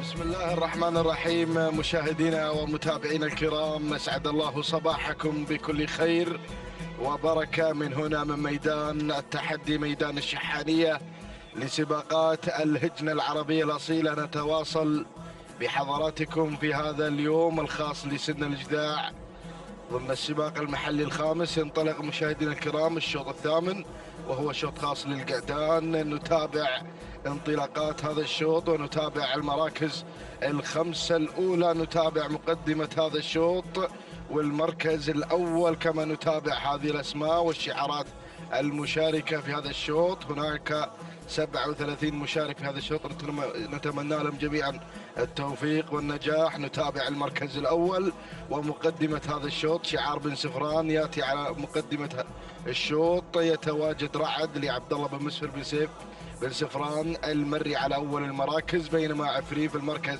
الثاني بشعار حمد بن صالح بن بريك بن عجيان المري على مستوى المركز الثاني والمركز الثالث. المركز الثالث نتابع القادم في هذه اللحظات الفائز لهجنة السيلية، بينما المركز الرابع نتابع من الجانب الآخر من يتقدم شاهين محمد بن عوضة بن محمد آل بريص المري يتقدم في المركز الرابع. والمركز الخامس نتابع في هذه اللحظات يصل مشاهدي الأعزاء مزعل لناصر بن محمد بن ترحيب بن نايفة الهاجري على مستوى المركز الخامس. هذه النتيجة مشاهدينا الكرام للمراكز الخمس الأولى المذاعة في هذا الشوط. ونذهب مباشرة لنتابع شعار بن سفران يتواجد مع رعد على مقدمة هذا الشوط للسيد عبد الله بن مسفر بن سيف بن سفران المري على أول المراكز، بينما المركز الثاني أرى الانطلاق في هذه اللحظات مشاهدينا الكرام القادم والمنطلق في المركز الثاني. نتابع بشاش للسيد راشد بن عبد الله بن علي بن حمد الفهيده المري على ثاني المراكز، بينما المركز الثالث من الجانب الآخر يتقدم شاهين محمد بن عوضة بن محمد آل بريص المري على مستوى المركز الثالث والمركز الرابع. نتابع القادم من الجانب الآخر الشعار الأصفر الذي يتواجد في الزاوية الصعبة. نتابع هنا القدوم والانطلاق في هذا التحدي الكبير والرائع مشاهدينا الكرام من قبل هذا الشعار الجميل والرائع القادم مع حياض صالح بن سعيد بن سالم بن حمد الوهيبي، بينما المركز الخامس نتابع القادم والمنطلق في هذا التحدي الكبير الرهاوي لسعود بن صالح بن حمد القمرة وحمد بن سالم بن جهويل في المتابعة والتضمير على مستوى المركز الخامس. هذه النتيجة مشاهدينا الكرام للمراكز الخمس الأولى. نذهب مباشرة إلى البداية لنتابع المقدمة والصدارة نتابع مقدمة هذا الشوط. رعد لعبد الله بن مسفر بن سيف بن سفران المري على المركز الأول. المركز الثاني القادم بكل قوة القادم الرهاوي سعود بن صالح بن حمد القمرة. هنا شعار السندباد القطري يتقدم في المركز الثاني، بينما المركز الثالث نتابع الوصول من قبل هياض وصالح بن سعيد بن سالم بن حمد الوهيبي. بينما المركز الرابع بشاش للسيد راشد بن عبد الله بن علي الفيدة المري يحتل المركز الرابع وخامس المراكز وخامس المنطلقين. أرى وأتابع هنا مشاهدي الأعزاء وقاض للسيد عبد الله بن سعيد بن بجاد آل منيف الهاجري يحتل المركز الخامس، ولكن أرى التسلل والانطلاق مشاهدينا الأعزاء. شعار علي بن جهي بن عبد الهادي المري مع شاهين في المركز الخامس. هذه النتيجة مع انتصاف المسافة 3 كيلومترات يتبقى عن الفوز والناموس، ولا زال حتى هذه اللحظات شعار بن سفران متصدر ومنطلق في المركز الأول، ينطلق مع رعد في المركز الأول. وفي مقدمة هذا الشوط للسيد عبد الله بن مسفر بن سيف بن سفران المري. بينما المركز الثاني القادم مشاهدينا الاعزاء الرهاوي سعود بن صالح بن حمد القمرة المري يتقدم في المركز الثاني. والمركز الثالث هياض صالح بن سعيد بن سالم بن حمد الوهيبي. بينما المركز الرابع شاهين لعلي بن جهي بن عبد الهادي المري يحتل المركز الرابع وخامس المراكز. خامس التحديات نتابع مشاهدينا الكرام الوصول من الأسماء والشعارات المشاركة في هذا الشوط. نتابع الهجوم المكثف من قبل هذه الشعارات المميزة التي تأتي في هذه اللحظات. نتابع الوصول من قبل وقاض لعبد الله بن سعيد بن بجاد المنيف الهاجري. هذه النتيجة للمراكز الخمس الأولى، ونترقب دخول جديد على المراكز المتقدمة. نعود إلى البداية لنتابع شعار بن سفران لا زال مسيطر ويبحث عن ناموس مميز في هذا الصباح الجميل. شعار بن سفران يتواجد مع رعدهم وانطلق في المقدمة. يا سلام عبد الله بن مسفر بن سيف بن سفران المري. ولكن نتابع المركز الثاني أحد الشعارات القادمة من سلطنة عمان الشقيقة. نتابع مشاهدينا الكرام شعار الوهيبي يتسلل مشاهدينا الأعزاء إلى المركز الأول، ولكن التغيير اللي طرى وجرى. نتابع شاهين علي بن جهي بن عبد الهادي المري على أول المراكز. بينما المركز الثاني هياض صالح بن سعيد بن سالم بن حمد الوهيبي. والمركز الثالث يتراجع شعار بن سفران مع رعد عبد الله بن مسفر بن سيف بن سفران المري. ولكن أرى التسلل، أرى الانطلاق. يا سلام الله الرهاوي مشاهدي الأعزاء ينطلق في المركز الثالث. غير في هذه اللحظات إلى المركز الثاني شعار السندباد القطري سعود بن صالح بن حمد القمرة وحمد بن سالم بن جهويل في المتابعة والتضمير. ولكن القادم أيضا مشاهدي الأعزاء نتابع القدوم من الأسماء والشعارات المميزة. محامي يصل في هذه اللحظات لعلي بن عبد الهادي بن علي البريص المري على مستوى المركز الخامس. هذه النتيجة مشاهدينا الأعزاء للمراكز الخمسة الأولى. ولكن نعود إلى الصدارة، نعود إلى ركب المقدمة. الله يا شاهين على الصدارة. علي بن جهي بن عبد الهادي المري يقدم هذا الانطلاق الكبير مع شاهين على البداية. ولكن القادم هياض صالح بن سعيد بن سالم بن حمد الوهيبي. ننتقل إلى المركز الثالث لنتابع الرهاوي هنا مشاهدي الأعزاء يحمل شعار السندباد القطري سعود بن صالح بن حمد القمرة وحمد بن سالم بن جهويل يقدم في هذا الانطلاق الكبير. بينما المركز الرابع أتابع القدوم من قبل وقاض عبد الله بن سعيد بن بجاد المنيف الهاجري. والمركز الخامس أرى الانطلاق في هذه اللحظة من قبل بشاش راشد بن عبد الله بن علي بن حمد الفيدة المري. ولكن القدوم القوي ياتي برق مشاهدي الاعزاء، شعار الشهواني سعيد بن عبد الهادي بن علي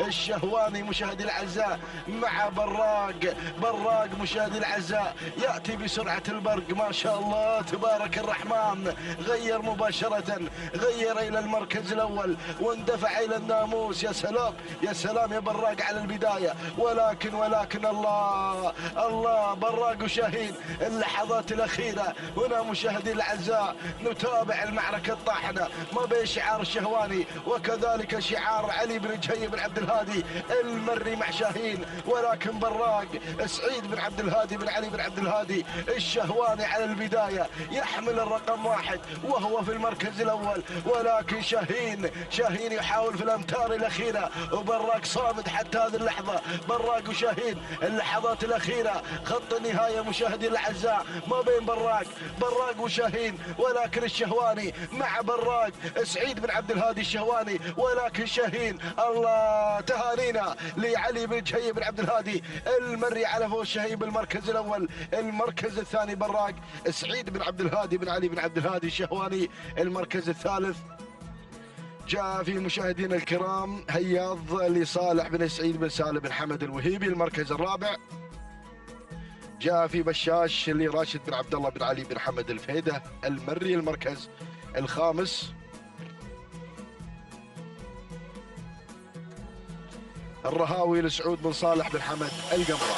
ايضا مشاهدي الاعزاء تهانينا وناموس لمالك شاهين، كانت معركة قوية حتى الامتار الاخيرة وخط النهاية ما بين شاهين وبراق، ولكن شاهين يحسم الموقف في الامتار الاخيرة ليحقق الانجاز. تهانينا وناموس. التوقيت الزمني 9 دقائق 12 ثانية 61 جزء من الثانية. تهانينا وناموس لعلي بن جهيم بن عبد الهادي المري على هذا الفوز. المركز الثاني براق لسعيد بن عبد الهادي بن علي بن عبد الهادي الشهواني، والتوقيت الزمني 9 دقائق 12 ثانية و77 جزء من الثانية. تهانينا للمضمر الهادي سعيد بن عبد الهادي الشهواني على هذا الأداء مع براق، قدم أداء وعرض يشكر عليه. المركز الثالث حل في مشاهدينا الكرام هياض بشعار صالح بن سعيد بن سالم بن حمد الوهيبي، والتوقيت الزمني 9 دقائق 14 ثانية و94 جزء من الثانية. تهانينا والناموس لجميع الفائزين.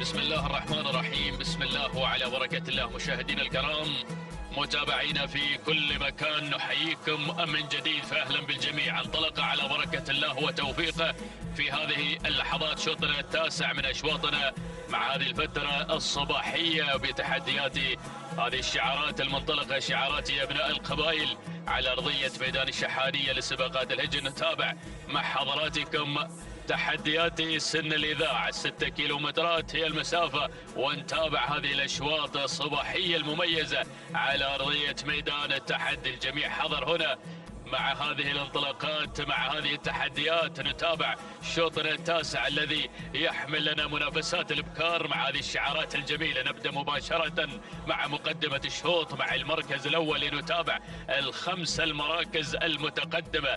مغيضه في مقدمه الشوط، منصور بن محمد بن منصور آل سيف الخيارين يقدم لنا شعاره في مقدمه الشوط مع مغيضه على المركز الاول وفي الصداره. النقل الى ثاني المراكز لنتابع الاسم القادم في هذه اللحظات. نتابع معكم مشاهدينا الكرام هذه الشعارات المنطلقة وهذه التحديات الجميلة على ثالث المراكز وعلى ثاني المراكز.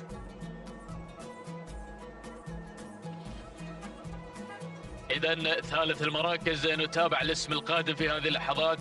من وصلت مشاهدينا الأعزاء على مبدأ أنها تحمل الرقم 3 هذه أو الرقم 30 التواجد من فواز لناصر بن عبد الله بن احمد المسندة، وهذا هو التدخل الممتاز في هذه اللحظات من سرور لسالم بن جابر بن محمد الحنزاب. غيرت مباشرة إلى ثاني المراكز، ننتقل مباشرة إلى ثالث المراكز. نتابع التواجد في هذه اللحظات من صنعاء علي بن ناصر بن راشد الحبيبة، بدأ يتقدم في هذه اللحظات ولكن سرعان من خطف من الغزيل.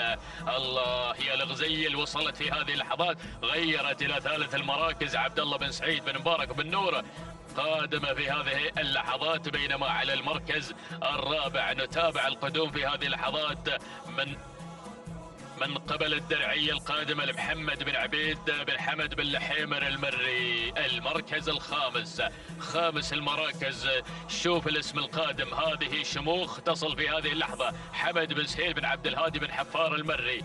النتيجة مع الخمس المراكز المتقدمة في أول إذاعة وفي أول ندى على مسار وتحديات شوطنا التاسع من أشواط الخير والبركة والمحبة على أرضية ميدان الشحانية. المسيرة تسير مع هذه الأسماء، مع سن الإذاعة. نتابع هذه المتعة الحاضرة مع هذه الأشواط الجميلة. نعود مباشرة إلى مقدمة الشوط، نتابع أمور الصدارة والمقدمة اللي غيرت مباشرة هذه شموخ.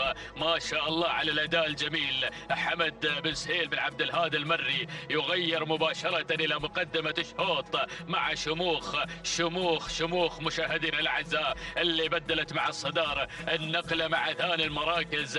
نتابع التحديات الجميلة والواضحة من سرور على ثاني المراكز لسالم بن جابر بن محمد الحنزاب، يتقدم على مستوى المركز الثاني. أما ثالث المراكز مغيضة في المركز الثالث في تحدياتها الجميلة منصور بن محمد بن منصور سيف الخيارين، من يتقدم مع مغيضة على مستوى المركز الثالث. وفي رابع المراكز، المركز الرابع الغزيل، يلا يا الغزيل هناك مع رابع المراكز عبد الله بن سعيد بن مبارك بن نور يتقدم في هذا الأداء الجميل. يقدم لنا الغزيل المركز الخامس.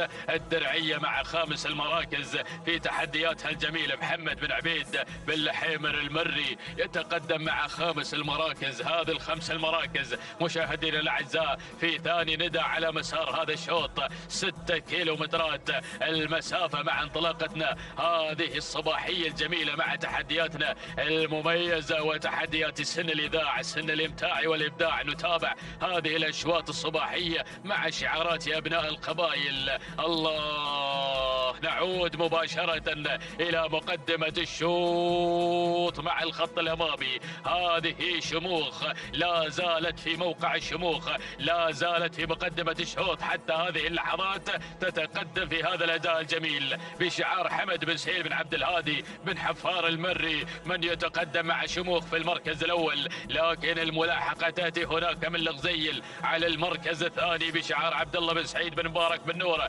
المري. وفي ثالث المراكز، المركز الثالث قادمة سرور لسالم بن جابر بن محمد الحنزاب يتقدم على المركز الثالث. المركز الرابع التواجد من مغيضة على رابع المراكز، العائدة ملكيتها لمنصور بن محمد بن منصور السيف الخيارين. نتابع المركز الخامس.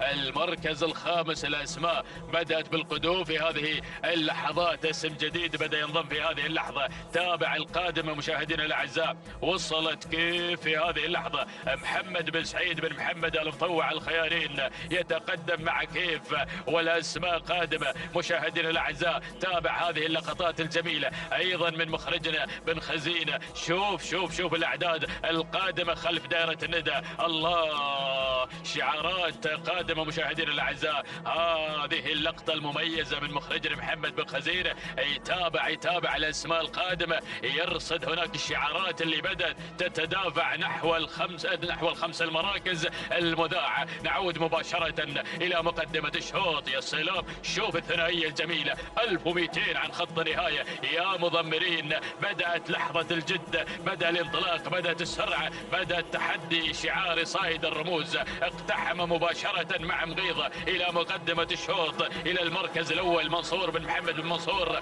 آل سيف الخيارين غيرت مباشرة إلى مقدمة الشوط. شموخ في المركز الثاني، حمد بن سهيل بن عبد الهادي بن حفار المري. لكن الله يا كيف تصل في هذه اللحظات وعصائب الابطال محمد بن سعيد بن محمد المطوع الخيارين المركز الرابع. شوف القادمة في هذه اللحظات طماعة حمد بن هادي بن حمد البريد المري في أول إذاعة لطماعة. وهناك ارصد اسم قادم في هذه اللحظات. وصل التقدير لمحمد بن طالب بن محمد بن عقيل. هذه نتيجتنا، ولكن عودة إلى مقدمة الشوط إلى شموخ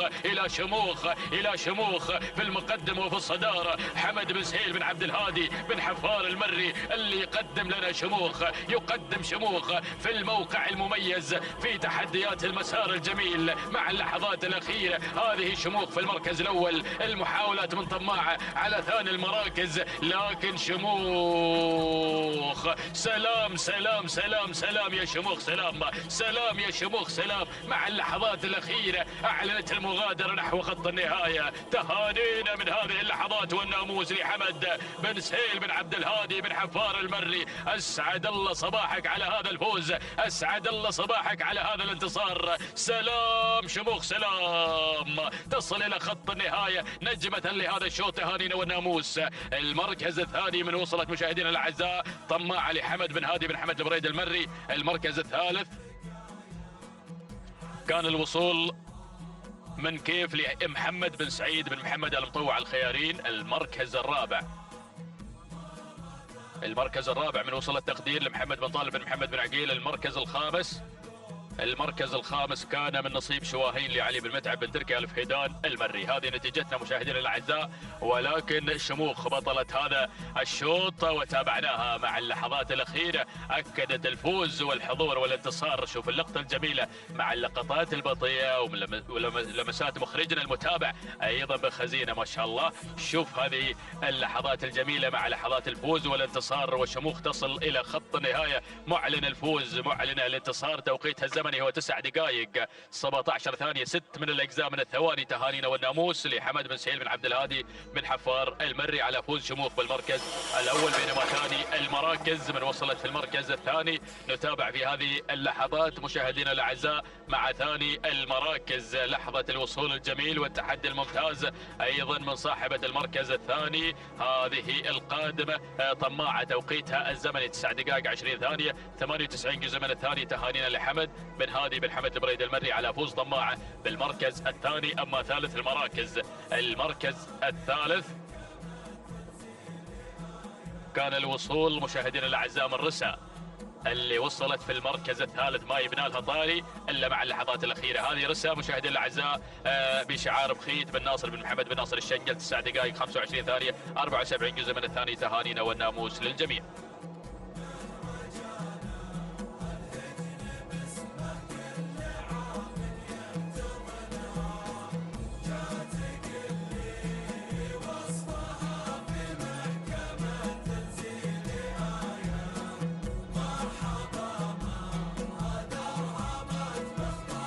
الرحمن الرحيم. أيها الحفل الكريم مشاهدينا متابعينا الكرام، أسعد الله صباحكم وجميع أوقاتكم بكل خير ومحبة وسلام. نحييكم من أرضية ميدان التحدي ميدان الشحانية لسباقات الهجنة العربية الأصيلة ضمن هذا الانطلاقات المميزة لسن الإذاعة وانطلاقة شوطنا العاشر المخصص لأيضا القعدان. نسير مع هذا الشوط ومسافتنا هي 6 كيلومترات، هي المسافة المحددة لمسار هذه الانطلاقات الصباحية المميزة. وفي يوم ختام السباق المحلي الخامس في فترته الأولى نسير مع هذا الشوط مشاهدينا الكرام مباشرة مع البداية وهجن السيلية من تتقدم هناك مع البداية بتحدياتها المميزة مع انطلاقة مفوض مع المركز الأول. المركز الثاني يتقدم شعار الزعبي من خلال تواجد شاهين سعيد بن بطي بن محمد الزعبي من يتقدم مع المركز الثاني. المركز الثالث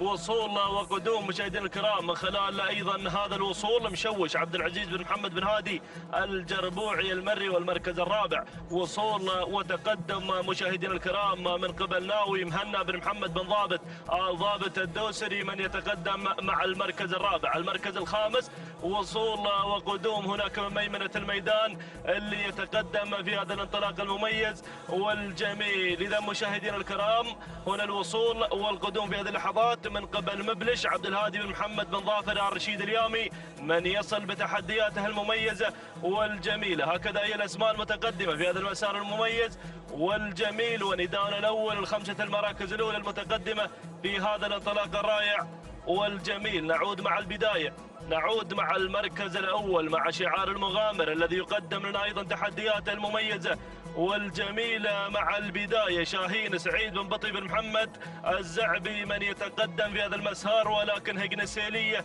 من خلال تواجد مفوض من ميمنة الميدان يتقدم في هذه اللحظات وينتقل انتقال مباشرة نحو المركز الأول. هجن سيلية إذن تقدم له مفوض مع البداية. المركز الثاني يتقدم أيضا شعار الزعبي بانطلاقة مشاهدينا الكرام شاهين سعيد بن بطي بن محمد الزعبي، ولكن ينخطف في هذه اللحظات من قبل بواج محماس بن سعيد بن علي الشيبة. وأيضا قدوم مع المركز الرابع اللي واصل في هذا المسار وصل حبيب صالح بن علي بن صالح آل بريس المري. وأيضا قدوم هناك من ميمنة الميدان اللي وصل شعار بن نايفة يتقدم مع شواش فالح بن راشد بن فالح الساعي الهاجري. هكذا هي الأسماء الأولى المتقدمة في هذا المسار المميز والجميل. ولكن عودة مع البداية، عودة مع المركز الأول وهجن السيلية وتحدياتها المميزة التي تقدم لنا أيضا مفوض مع البداية مع المركز الأول. لكن يا سلام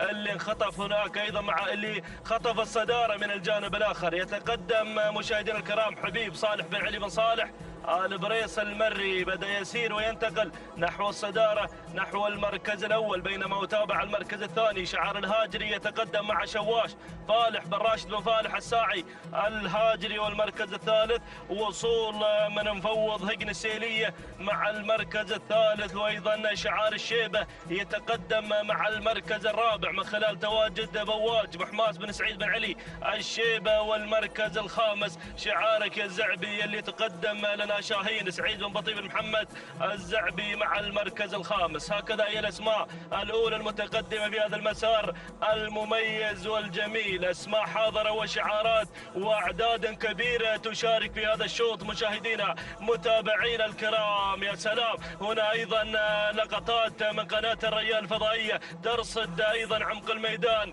وهذه الشعارات والأسماء التي تتحرك أيضا في هذا المسار المميز. شكرا لمخرجنا أيضا محمد بن بخيت بن خزينة على هذه اللقطات المميزة والجميلة من أرضية ميدان التحدي وعدسات قناة الريان التي ترصد تحركات الأصايل هنا في أرضية ميدان التحدي لسباقات الهجن العربية الأصيلة. نعود مع البداية، نعود مع المركز الأول مع شعار الهاجري الذي يقدم لنا تحديات شواش فالح بن راشد بن فالح الساعي الهاجري مع البداية مع المركز الأول الذي يسير أيضا في هذا المسار قائدا لهذا الشوط في هذا الانطلاق المميز والجميل. حاضر شعار الهاجري بتحدياته المميزة والجميلة مع البداية، بينما المركز الثاني يتقدم شعار الشيبة مع انطلاقة بواج محماس بن سعيد بن علي الشيبة مع المركز الثاني. والمركز الثالث وصول وتقدم من شعار المغامر يقدم لنا أيضا شاهين سعيد بن بطي بن محمد الزعبي مع المركز الثالث. والمركز الرابع شعار أيضا البريسي الذي يتقدم من الجانب الآخر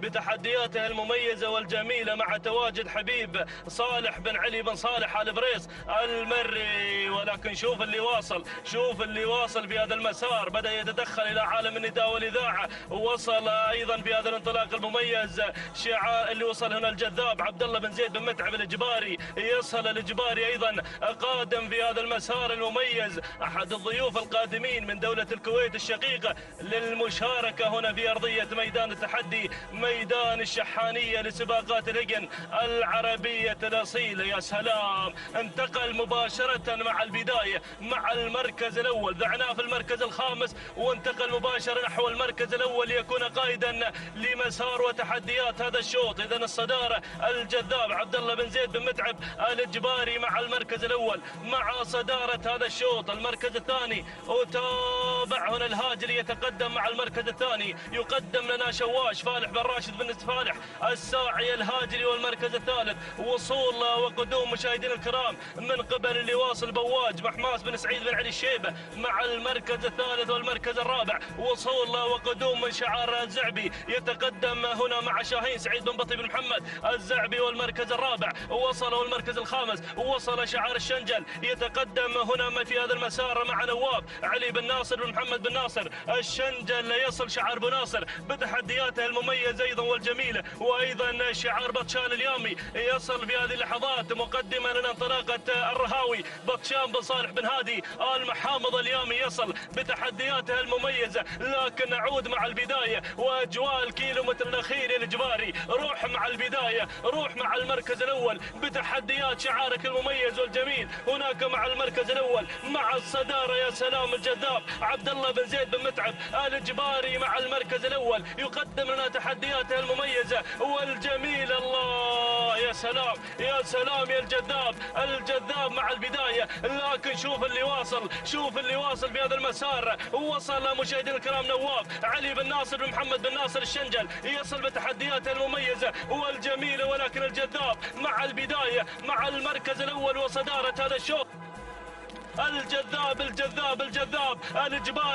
الإجباري يطير بناموس هذا الشوط بتحدياته المميزة في هذا الانطلاق الرائع والجميل. الله يا سلام يا سلام يا سلام مع البداية. السلام وين؟ إلى دولة الكويت يا بن دلموك. السلام إلى ميدان الشهيد. الله يا سلام، مشكور على هذا الأداء المميز، ومشكور يا بن دلموك على هذه المتابعة يا أبو فري. تهانينا والناموس والسلامات إلى ميدان الشهيد في دولة الكويت الشقيقة. تهانينا والناموس على هذا الفوز وهذا الانتصار. المركز الثاني وصل نواف علي بن ناصر بن محمد بن ناصر الشنجل. المركز الثالث وصل شواش فالح بن راشد بن فالح الساعي الهاجري. المركز الرابع وصل شاهين سعيد بن بطي بن محمد الزعبي. المركز الخامس وصل الرهاوي بطشان بن صالح بن هادي المحامض اليامي. هكذا مشاهدينا الكرام متابعينا الافاضل تابعنا هذا الشوط، ولكن الإجباري كان حاضرا مع الموعد ليهدي اهالي ميدان الشهيد بدولة الكويت هذا الفوز وهذا الانتصار. 9 دقائق 16 ثانية 26 جزء من الثانية. مشكور يا ابو فري على هذه المتابعة الممتازة يا بن دلموك الذي قدم لنا ايضا انطلاقة الجذاب. تهانينا والناموس.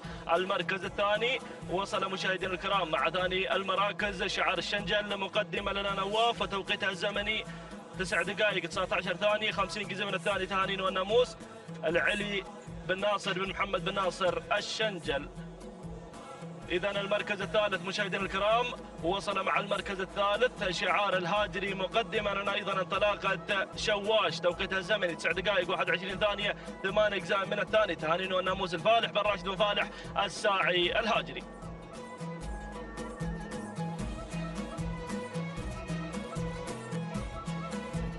بسم الله الرحمن الرحيم. بسم الله نبدأ وبه نستعين. مشاهدينا الكرام نجدد لكم التحية والترحيب في هذه الانطلاقات الخاصة بسن الإجداع في منافسات هذه الفترة الصباحية.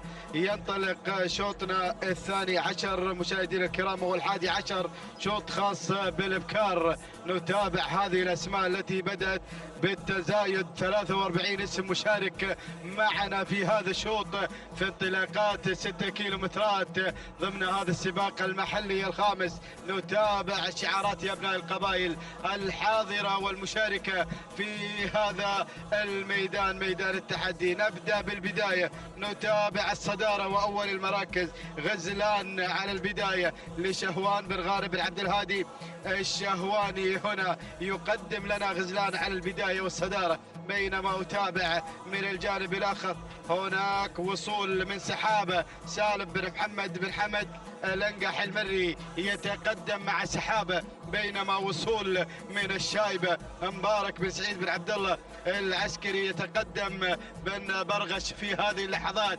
القادم والمنطلق من السلطنه، ترحيبنا دائما بالضيوف هنا الشايبه بشعار العسكري تتقدم الى ثاني المراكز، بينما أتابع رابع الأسماء، رابع التحديات في هذه اللحظات. هناك من تصل مشاهدينا الكرام مع رابع المراكز نوة علي بن حمد بن محمد بن نور المري يتقدم في هذه اللحظات مع رابع المراكز. وخامس الأسماء أتابع أيضا هنا الشعار القادم من العمق من يتدخل مشاهدين الكرام، بينما أتابع أسماء حاضرة متواجدة في هذا الانطلاق مشاهدينا الكرام. وصول أيضا من الشاهينية شعار الكعبي وتدخل من مشكورة مبارك بن عبد الله بن ثواب القحطاني. الله الأسماء الحاضرة مشاهدينا الكرام، ولكن أعود إلى البداية. أتابع أول المراكز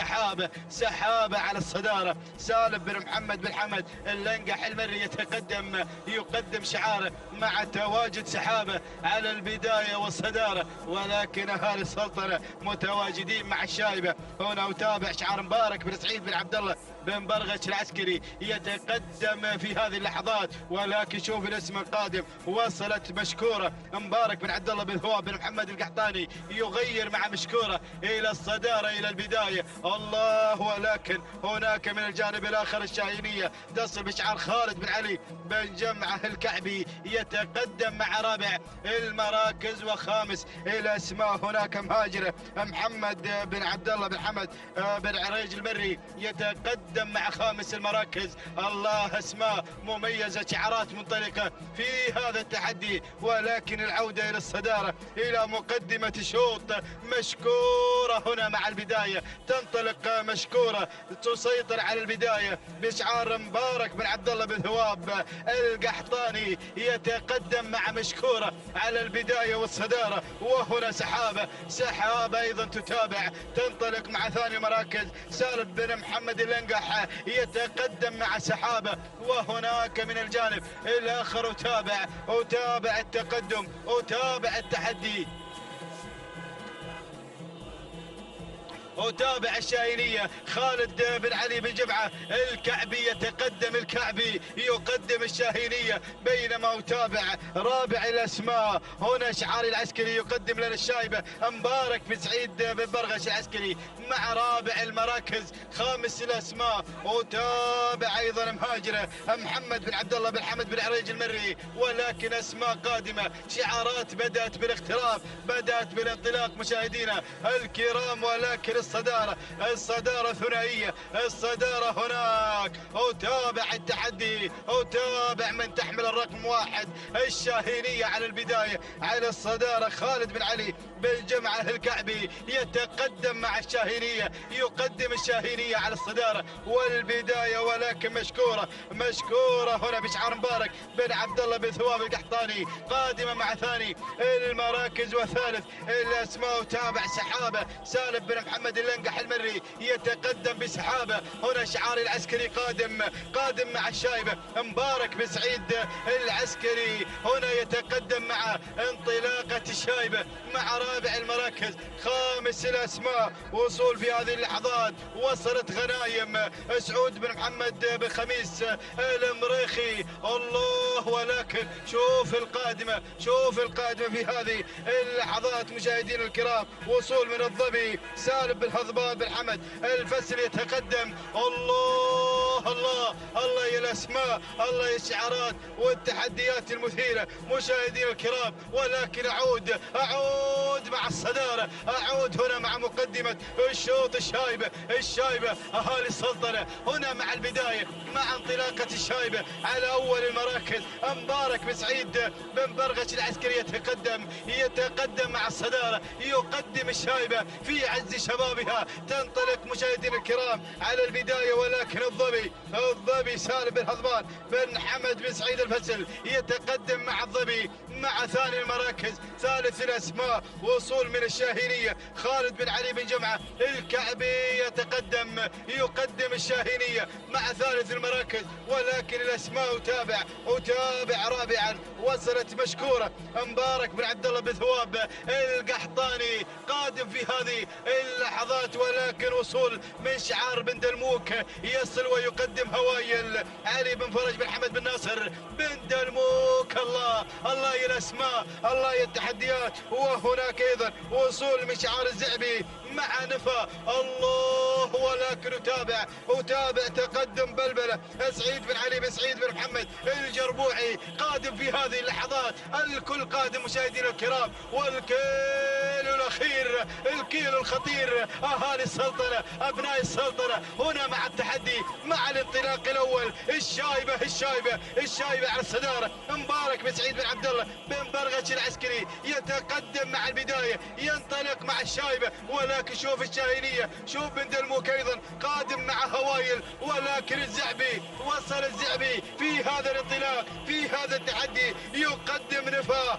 الله يا الزعبي. هنا سعيد بن علي بن سعيد الله يتقدم، ولكن يتابع وصول مشاهدينا الكرام من الطيارة راكان بن حزام بن محمد بن راشد المري، ولكن أعود مع الصدارة مع الشايبة على البداية مبارك بن سعيد بن عبد الله بن برغش العسكري. وهنا أتابع نفاه سعيد بن بطي الزعبي قادم مع ثاني المراكز، وتقدم من الطيارة راكان بن حزام بن محمد بن راشد المري، ولكن الله الشايبة الطيارة نفاه، ولكن الطيارة الشايبة الطيارة غيرت طارت الطيارة انطلقت الطيارة بالصدارة راكان بن حزام بن محمد بن راشد المري.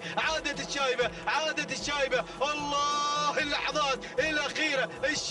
الشايبة أهالي السلطنة أبناء السلطنة هنا مع الشايبة تهانينا والناموس لمالك الشايبة مبارك بن سعيد بن عبد الله بن برغش العسكري على هذا الفوز والانتصار. ثاني المراكز وصلت الطيارة راكان بن حزام بن محمد بن راشد المري، وثالث المراكز وصلت مشاهدينا الكرام صواب حمد بن راشد بن محمد الزقيبة، وخامس أو رابع المراكز وصلت نفاه سعيد بن بطي الزعبي، وخامسا وصلت جمالة من وصلت منصور بن محمد بن منصور سيف الخيارين. هكذا كانت النتيجة مشاهدينا الكرام، تابعنا المنافسة تابعنا التحدي حتى اللحظات الأخيرة، واستطاعت الشايبة أن تنتزع ناموس هذا الشوط ب9 دقائق 16 ثانية بالوفاء والتمام لتهدي أبناء السلطنة هذا الناموس الثاني لمبارك بن سعيد بن عبد الله بن برغش العسكري على هذا الفوز والانتصار. بينما وصلت في ثاني المراكز الطيارة وصلت ب9 دقائق 16 ثانية 58 جزء من الثانية لمالك الطيارة راكان بن حزام بن محمد بن راشد المري. بينما وصلت في ثالث المراكز صواب ب9 دقائق 17 ثانية 86 جزء من الثانية لحمد بن راشد بن محمد الزقيبة. تهانينا والناموس للجميع. بسم الله الرحمن الرحيم، بسم الله نبدأ وعليه نتوكل، ومنه نطلب السداد والتوفيق والنجاح. فهيئ لنا من أمرنا رشدا متابعينا مشاهدينا الكرام على بركة الله وتوفيقه. ينطلق شوطنا 12 للقعدان الجذاع، ومن مسافة 6 كيلومترات انطلقت هذه الأسماء، اندفعت هذه الشعارات هنا في ميدان التحدي، ميدان الشحانية لسباقات الهجن العربية الأصيلة. أتقدم مباشرة مع المركز الأول، أتقدم مع الصدارة. البداية والصدارة من ينطلق رعد متعب بن علي بن محمد الصعاق ينطلق مع المركز الأول، مقدما لنا متعب على أول الأسماء. المركز الثاني يصل في هذه اللحظات، يتقدم مع المركز الثاني، ثاني المراكز وثاني التحديات. الغزال غانم بن سعد بن راشد آل نابت المري. يصل الغزال في مركز الوصافة. من يتقدم بهذا الشعار المميز؟ المركز الثالث، ثالث الأسماء وثالث التحديات نيشان سالم بن صقر بن سالم بن راشد المريخي يتقدم مع المركز الثالث. المركز الرابع سياف مع رابع الأسماء، سياف على رابع الأسماء عبد الله بن مسفر بن علي بن سفران المري يقدم لنا سياف على رابع التحديات. المركز الخامس يصل في هذه اللحظات يتقدم مع خامس الأسماء، ينطلق مع المركز الخامس من الجانب الآخر. يتقدم شعار في هذه اللحظات مع المركز الخامس، ينطلق ويندفع على خامس التحديات غشام صالح بن محمد بن طالب بن عقيل النابت. هكذا كانت النتيجة متابعينا مشاهدينا الكرام للخمسة المراكز المتقدمة. أعود مع المركز الأول، أعود مع البداية، أعود مع نيشان مع المركز الأول. سالم بن صقر بن سالم بن راشد المريخي يقدم لنا نيشان على أول الأسماء. المركز الثاني رعد يا رعد، رعد يا رعد يتقدم رعد متعب بن علي بن محمد الصعاق يقدم لنا رعد مع المركز الثاني.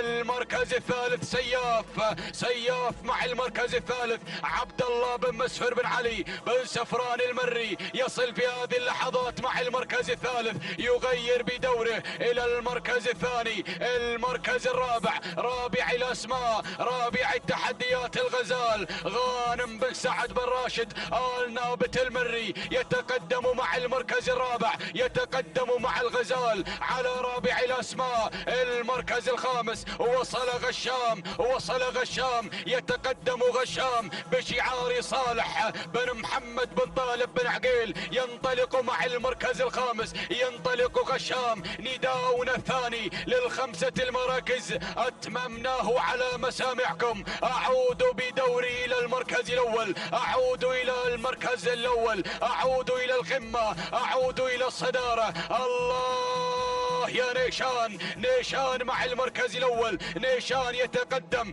بشعار سالم بن صقر بن سالم بن راشد المريخي يتقدم مع المركز الأول، يتقدم بنيشان ولكن بن سفران ما من همان يتقدم مع المركز الثاني، يتقدم بسياف عبد الله بن مسفر بن علي بن سفران المري يقدم لنا سياف في هذه اللحظات وسلالة سياف الغنية عن التعريف. المركز الثالث وصل في ثالث الأسماء، وصل الوسمي مع المركز الثالث. الوسمي مبارك بن محمد بن زايد الخيارين ينطلق مع المركز الثالث، يقدم لنا الوسمي على ثالث الأسماء. المركز الرابع رعد يا رعد يتقدم متعب بن علي بن محمد الصعاق ينطلق مع المركز الرابع، يقدم لنا رعد على رابع الأسماء. المركز الخامس خامس المراكز غشام مع المركز الخامس. غشام يتقدم مع خامس الأسماء بشعار بن عقيل صالح بن محمد بن طالب بن عقيل النابت يقدم لنا غشام. وأيضا يصل بهذه اللحظات فتيل، يصل بن سلعان، يتقدم بن سلعان محمد بن راشد بن علي آل سلعان المري يتقدم مع المركز الخامس. أعود مع المركز الأول، أعود مع البداية، أعود مع نيشان مع المركز الأول. نيشان يا المريخي نيشان يا المريخي نيشان. سالم بن صقر بن سالم بن راشد المريخي ينطلق مع المركز الأول، ولكن وصل الوسمي، يتقدم الوسمي مبارك بن محمد بن زايد الخيارين ينطلق مع المركز الثاني. ينطلق مبارك يا مبارك مبارك، المن مبارك يا مبارك. المركز الثالث يتقدم بسفران، يقدم لنا سياف عبد الله بن مسفر بن علي بن سفران المري، ينطلق مع المركز الثالث. رعد يا رعد، رعد مع المركز الرابع، ينطلق بشعار متعب بن علي بن محمد الصعاق، يتقدم مع المركز الرابع. المركز الخامس وصل فتيل، يتقدم بسلعان محمد بن راشد بن علي آل سلعان المري. أعود مع المركز الأول، أعود مع المجريات، أعود مع التغييرات من قبل الوسمي. الوسمي يتقدم مع المركز الأول مبارك بن محمد بن زايد آل مطوع الخيارين، ينطلق مع المركز الأول، ينطلق مع الريادة، يتقدم بالصدارة، يتقدم بالجموع. الله يا مبارك. المركز الثاني وصل بن سفران، وصل سياف، يتقدم سياف عبد الله بن مسفر بن علي بن سفران المري، ينطلق على ثاني الاسماء. رعد مع المركز الثالث متعب بن علي الصعاق. المركز الرابع وصل بن جرحب صالح بن حمد بن محمد بن جرحب، يقدم لنا الفهد على رابع الاسماء. المركز الخامس وصل مكرم سالم بن ناصر بن محمد بن ناصر الشنجل. الكيلومتر الاخير، الكيلو الخطير، الكيلو المثير، كيلو ما بين العمالقه، كيلو ما بين المضمرين. اعود مع الوسمي، اعود مع الوسمي. الوسمي مبارك بن محمد بن زايد الخيارين. الله وصل سياف، وصل بن سفران، يتقدم بن سفران على ثاني الاسماء عبد الله بن مسفر بن علي بن سفران.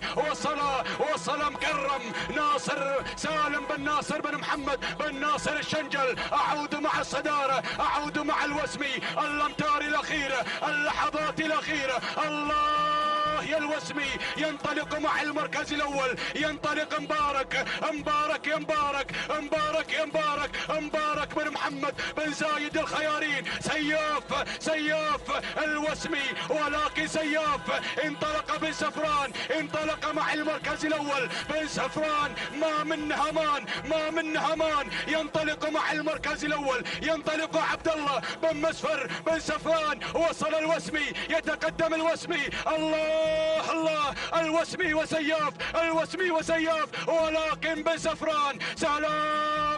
سلام يا سياف، سلام، تهانينا والناموس لمالك سياف عبد الله بن مسفر بن علي بن سفران المري على هذا الفوز والانتصار للمركز الثاني. وصل الوسمي مبارك بن محمد بن زايد الخيارين المركز الثالث. مكرم سالم بن ناصر بن محمد بن ناصر الشنجل المركز الرابع. المركز الرابع شاهين حمد بن علي بن حمد بن جابر بن دجران المركز الخامس. بن دجران من وصل مع المركز الرابع. المركز الخامس ضرغام سلطان بن نوار بن ادخل الله العتيبي من وصل مع المركز الخامس مع ضرغام. اذا متابعينا مشاهدينا الكرام تهانينا والناموس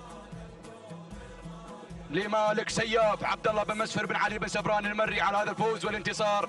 التوقيت الزمني 9 دقائق 14 ثانية 15 جزء من الثانية. تهانينا والناموس المركز الثاني. وصل الوسمي ما قصر مبارك بن محمد بن زايد الخيارين 9 دقائق 14 ثانية 51 جزء من الثانية. تهانينا والناموس المركز الثالث. مكرم سالم بن ناصر بن محمد بن ناصر الشنجل 9 دقائق 15 ثانية 66 جزء من الثانية. تهانينا والناموس للجميع.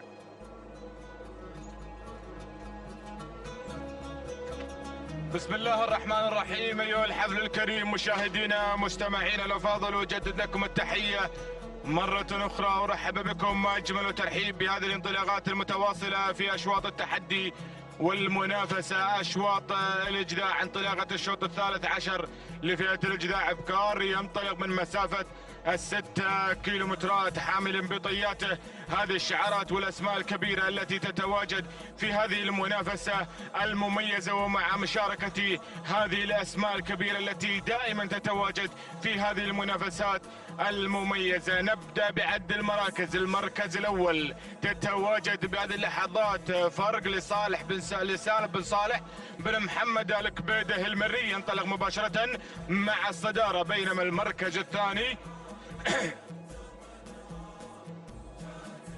الثاني مشاهدينا الكرام تصل بهذه اللحظات وبهذه المشاركة الظبي عبد الله بن سعيد بن محمد المري، يتواجد مع الظبي على المركز الثاني في هذا التحدي وبهذه المنافسة المميزة. ننتقل مباشرة مع صاحبة المركز الثالث، نتابع القادمة شقرة لمحمد بن عبد الله بن حمد بن عريج المري، مشاركا في هذه المنافسة على المركز الرابع. المركز الثالث او المركز الرابع نتابع القادمة بهذه اللحظات رسمية تنطلق في هذا التحدي وبهذه المشاركة الرسمية في هذا التحدي الكبير وبهذه المنافسة المميزة.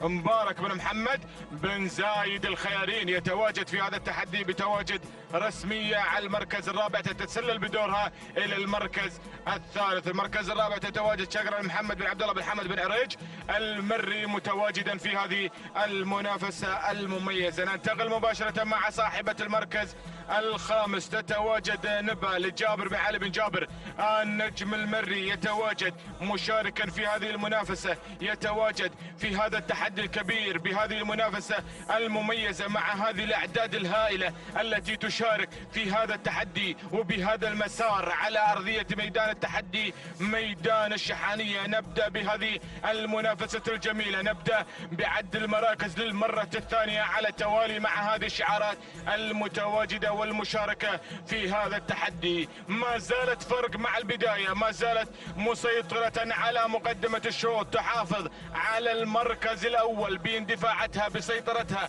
على المركز الأول. نتابع سالم بن صالح بن محمد الكبيده المري يسيطر على زمام الأمور مع الصدارة ومع التحديات الأولى، بينما المركز الثاني هنا الظبي في الملاحقة والملازمة في ضغط مستمر من أجل أن تنتزع ناموس وتحقق هذا الإنجاز مع عبد الله بن سعيد بن محمد المري متواجد في هذا التحدي مع المركز الثاني. المركز الثالث نرى الشعارات بدأت تقترب في هذه المنافسة المميزة في هذا التحدي الكبير القادمة هنا والمتواجدة بهذه المشاركة. نبا لجابر بن علي بن جابر النجم المري يقدم لنا نبا على المركز الثالث. المركز الرابع هنا رسمية لمبارك بن محمد بن زايد الخيارين، يتواجد هنا في هذا المسار المميز مع هذا الشعار الكبير الذي يشارك في هذه المنافسة المميزة. نتابع المركز الخامس، شعار العطية هنا غادم في هذا التحدي بتواجد وبمشاركة مصيحة خليفة بن علي بن حمد العطية، يتابع هذا التحدي يراقب هذه المنافسة بمتواجد وبتحديات مصيحة على المركز الخامس. هذه النتيجة مشاهدينا الكرام، شكرا لمخرجنا محمد بن خزينة لتواصله معنا بإعطاننا لهذه الأرقام المتواصلة في هذا التحدي والأسماء الكبيرة المتواجدة في هذه المنافسة المميزة. نتابع التحدي، نتابع المنافسة، نتابع شعارات خلف دائرة النداء لم يحن موعد وصولها، تترقب اللحظات الأخيرة لكي تصل إلى دائرة الصراع والنزاع لكي تنقضوا على المنافسة وعلى مسار هذا الشوط. نعود مع مجريات الشوط، نعود مع التغيرات في هذه اللحظات، ولكن فرق ما زالت على المقدمة لا تغيير، فرق ما زالت محافظة على المركز الأول بتواجد سالم بن صالح بن محمد الكبيده المري مشاركا بهذه المنافسة يتابع، ولكن غيرت بهذه اللحظات نبا هنا تغير بهذه المنافسة بشعار جابر بن علي بن جابر النجم المري، يتواجد مشاركا مع نبا على المركز الأول، تسللت مباشرة باحثة عن الناموس وعن الانتصار في هذا المسار المميز. فرق على المركز الثاني، بينما المركز الثالث مصيحة هنا قادمة تتسلل من موقع إلى موقع، عينها على صدارة الشوط، تصل الانتقال مباشرة إلى المركز الثاني بقيادة خليفة بن علي بن حمد العطية يشارك في هذا المسار. المركز الثالث رسمية قادمة في هذا التحدي بتواجد مبارك بن محمد بن زايد الخيارين مشارك في هذا المسار المميز بتواجد رسمية في هذا التحدي. المركز الرابع هنا فرق قادمة سالم بن صالح بن محمد آل قبيده المري، ولكن نتابع المركز الخامس شعار الصعاق هنا غادم في هذا التحدي بتواجد متعبة محمد بن صالح بن محمد الصعاق المري يشارك في هذه المنافسة بتواجد وبتحديات وباندفاعة متعبة على المركز الخامس تتسلل إلى المركز الرابع. هذه النتيجة مشاهدينا الكرام مستمعينا الأفاضل للخمس المراكز الأولى، للخمس الأسماء المميزة التي تشارك في هذه المنافسة الجميلة في هذا التحدي الكبير على أرضية ميدان الشحانية. نتابع ونستمتع بحضور هذه الشعارات الكبيرة التي تتواجد في هذه المحافل الرئيسية في هذا التحدي الكبير. هنا بالنجم في مقدمة الشوط، ولكن الخيارين على المركز الثاني، الصعاق على المركز الثالث، المركز الرابع العطية، والمركز الخامس هنا أتوقع شعار بن محميد يتواجد في هذا التحدي في هذا الانطلاق في هذا التمييز والإبداع. هذه النتيجة للخمس المراكز الأولى، للخمس الأسماء المتواجدة في موقع التحدي والمنافسة. الكيلومتر الأخير، الكيلومتر الخطير، وصلوا الكبار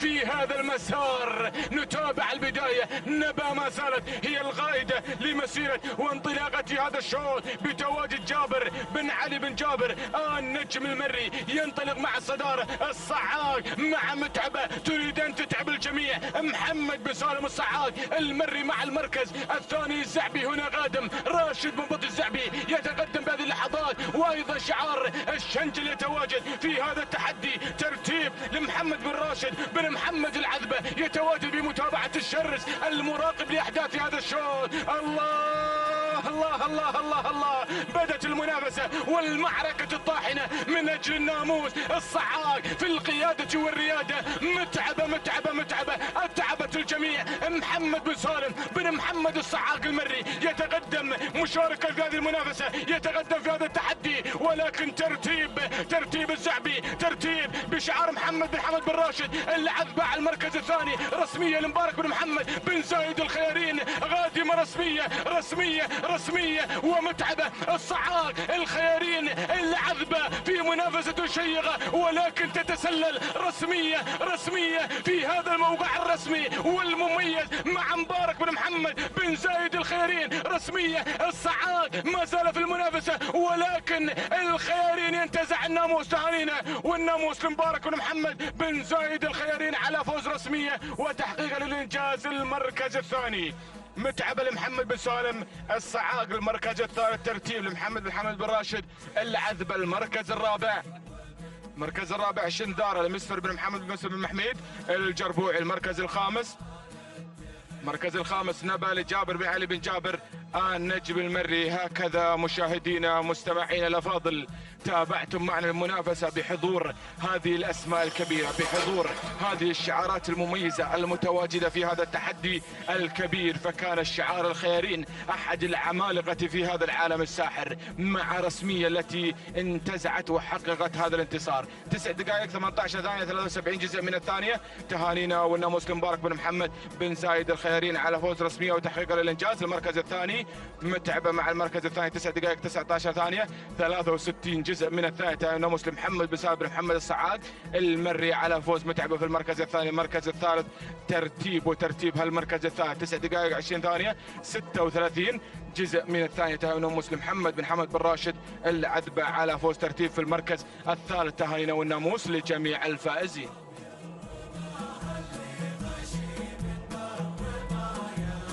السلام عليكم ورحمة الله وبركاته. أيها الأخوة مشاهدينا ومتابعينا الكرام، انطلق الشوط الرابع عشر. نتابع وإياكم في هذه اللحظات انطلاقة هذا الشوط، ونتابع هنا هذه الأسماء المنطلقة في هذا الشوط. شوطنا الرابع عشر مخصص للجذاع البكار، المسافة هي 6 كيلومترات. نتابع هنا الانطلاق والاندفاع في هذه اللحظات مع المراكز الأولى المتقدمة. نتابع هناك هذه اللحظات المركز الأول، ومن تنطلق على المقدمة نتابع نتابعها في هذه اللحظات اللي في مقدمة الشوط، اللي هي أيضا هناك اللي على مقدمة الشوط نتابعها.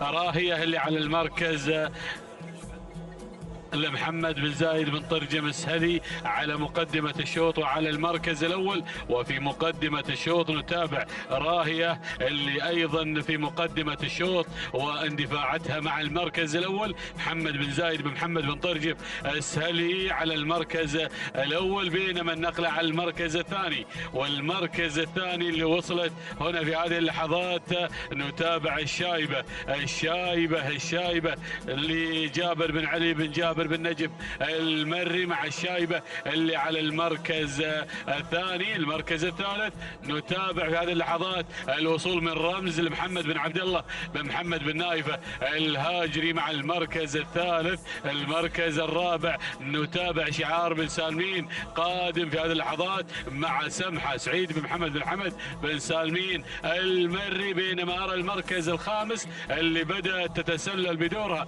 تكريم لسيف بن سلطان بن حمد الشبلي اللي على المركز الخامس. نتابع وإياكم في هذه اللحظات نرى اسم قادم وجديد مع نوايا لمحمد بن صقر بن راشد المريخي قادم، ولكن بنعود إلى المقدمة وإلى راهية اللي على المركز الأول على المقدمة مع محمد بن زايد بن محمد بن طرجم السهلي على المركز الأول. ولكن أرى التسلل في هذه اللحظات من الجانب الأيمن، والقدوم هناك من رفيف للحميدي بن راشد بن بخيت بن مقارح. ولكن أرى شعار بن سلعان بدأ يتسلل إلى المقدمة مع سمحة لفهيد بن محمد بن سلعان راعي الذيبة في ليلة البارحة، راعي الذيبة اللي انتزعت النيسان بترول ستيشن في سن اللقاية. نتابع في هذه اللحظات. يا سلام يا فهيد على المقدمة مباشرة.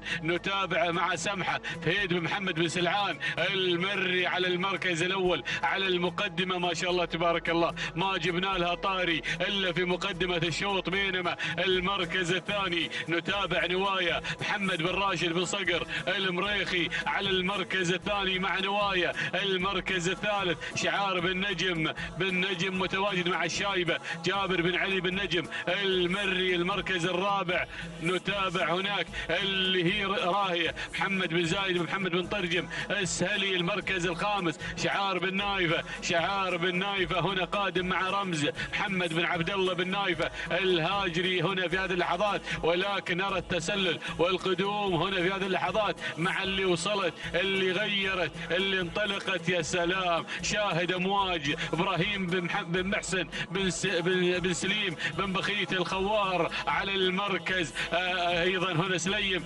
الخوار اللي قادم مع المركز الرابع منطلق ومندفع في هذه اللحظات. ولكن نعود هنا ايضا بهذه اللحظات والوصول مع بلشة محمد بن سعيد بن محمد بن حلفان البريص قادم في هذه اللحظات. ولكن نعود الى المقدمة، نعود الى سمحة اللي على المركز الاول لفهيد بن محمد بن سلعان المري. يا سلام ها هي سمحة كانها تعيد سيناريو الذيبة. يا سلام في هذا الاداء والتميز في مقدمة الشوط مع المقدمة والصدارة فهيد بن محمد بن سلعان المري. بينما المركز الثاني نتابع نوايا لمحمد بن راشد بن صقر بن راشد المريخي على المركز الثاني في هذه اللحظات. المركز الثالث شعار بن نجم قادم مع الشايبة هناك لجابر بن علي بن نجم المري. المركز الرابع نتابع هناك بلشة لمحمد بن سعيد بن محمد بن حلفان البريص المري على المركز الرابع. المركز الخامس اول ندى للي قادمه هناك هذه اللحظات اللي هي او هناك امواج ابراهيم بن محسن بن سليم الخوار قادم في هذه اللحظات هنا بانطلاقته مع خامس المراكز. نتابع الاسماء المنطلقه. نتابع هناك بعد قدوم ايضا من التماس لعلي بن بخيت بن عويض بن هلال العذبه ايضا قادم على المركز الخامس في هذه اللحظات. نعود الى المقدمه، نعود الى نوايا يا نوايا الله بدأت تنطلق نوايا، بدأت تغادر الجميع، بدأت تندفع هنا، تبي ترسل السلامات أيضا إلى روضة راشد. يا سلام يا سلام يا نوايا، نوايا نوايا نوايا على هذا الأداء والتميز يا نوايا، مندفعة ومنطلقة بأداء وتميزها دائما وأبدا. نشاهد نوايا اللي في مقدمة الشوط اللي مندفعة بهذا الشكل الجميل ما شاء الله تبارك الله على هذا المستوى. وركز يا راعي نوايا، ركز مع نوايا اللي في مقدمة الشوط اللي منطلقة ومندفعة. هنا نتابعها، بينما المركز الثاني سمحة على المركز الثاني، سمحة بن سلعان قادمة مع المركز الثاني، مندفعة لفهيد بن محمد بن سلعان المري مع المركز الثاني. المركز الثالث نتابع المركز الثالث الشايبة جابر بن علي بن نجم المري مع المركز الثالث. المركز الرابع نتابع بلشة محمد بن سعيد بن حلفان هناك. ولكن شوفوا القادمة، شوفوا هجن السيلية، هجن السيلية قادمة هنا ومندفعة في هذه اللحظات بانطلاق قوي. هنا نتابع نوايد نوايد نوايد واشتعال، اشتعال اللي قادمة لهجن السيلية قادمة مع المركز الرابع. وشاهد هنا البيدة، البيدة قادمة لحمد بن جر الله بن حسين البريدي قادم في هذه اللحظات، بينما أرى أيضا قدوم آخر مع نوايد لهجن السيلية. الله يا هذا الشوط بدأ، ولكن نوايد نوايد نوايد هنا أيضا افتتحت الكيلو الأخير وذهبت مع 900 متر الأخيرة، ونوايد بدون أي تعليمات تذكر عليها، عصاتها مثبتة في بطانها. يا سلام عليك يا راعي نوايد، ما شاء الله تبارك الله على أدائها وتميزها وانطلاقتها ما شاء الله. يا سلام يا المريخي اللي ما عنده سبوق، يا المريخي يموت حيله ولا ذكره على الشاشة. يبين الله نوايد نوايد بدون أي تعليمات بالسماعة، بالسماعة ما شاء الله تبارك الله بانطلاقتها نشاهدها أيضا. والتوقيت خطر يا المريخي، التوقيت خطر، مندفعة ومنطلقة ما شاء الله ما شاء الله على هذا الأداء والتميز الصباحي. سلام سلام سلام يا نوايد، سلام سلام يا محمد يا بن راشد يا بن صقر يا المريخي على هذا الأداء. سلام وتحية واحترام وبنسلم لها الروضة راشد على هذا الناموس الغالي. سلام سلام بدون أي تعليمات، عصاتها مثبتة وهي أيضا تعطي هذا العرض الممتاز ما شاء الله تبارك الله ما شاء الله على هذا الأداء. ونوايا سلام يا نوايا، سلام سلام على هذا الفوز وتهانينا والناموس لمالك نوايا محمد بن راشد بن صقر المريخي على هذا المستوى الرائع. بينما وصلت على المركز الثاني نتابع وضوح لمحمد بن علي بن محمد بن نوره المري. المركز الثالث، المركز الثالث وصلت بلشة لمحمد بن سعيد بن حلفان البريص. المركز الرابع، المركز الرابع ايضا عناد لخليفة بن حمد بن خليفة العطية. المركز الخامس، المركز الخامس افتعال لهجن السيلية. شاهدنا هذا الشوط، شاهدنا نوايا ما شاء الله تبارك الله يا نوايا على هذا الأداء. و10 على 10 يا المريخي، 10 على 10. وحافظ على نوايا، حافظ على نوايا اللي ما شاء الله تبارك الله بدون أي تعليمات تذكر عليها. 9 دقائق 14 ثانية و71 جزء من الثانية. تهانينا لمالك نوايا محمد بن راشد بن صقر المريخي، تهانينا وأيضا سلامات له روضة راشد على هذا الفوز. ايضا المريخي على هذا الناموس، ناموس نوايا وتوقيتها الزمني ايضا مميز 9:14. ايضا نشاهد هنا المركز الثاني وساعة وصول المركز الثاني. نتابع وضوح اللي قدمت عند خط النهاية، ما جبنا لها طاري الا على خط النهاية وتوقيتها الزمني 9 دقائق. نشاهد وضوح تصل الى خط النهاية 9 دقائق 23 ثانية 40 جزء من الثانية. تهانينا لمالك وضوح محمد بن علي بن محمد بن علي بن نوره المري. المركز الثالث من وصلت بلشة وتوقيتها زمن 9 دقائق 24 ثانية و93 جزء من الثانية. تهانينا لمالك بلشة أيضا محمد بن سعيد بن حلفان البريص المري.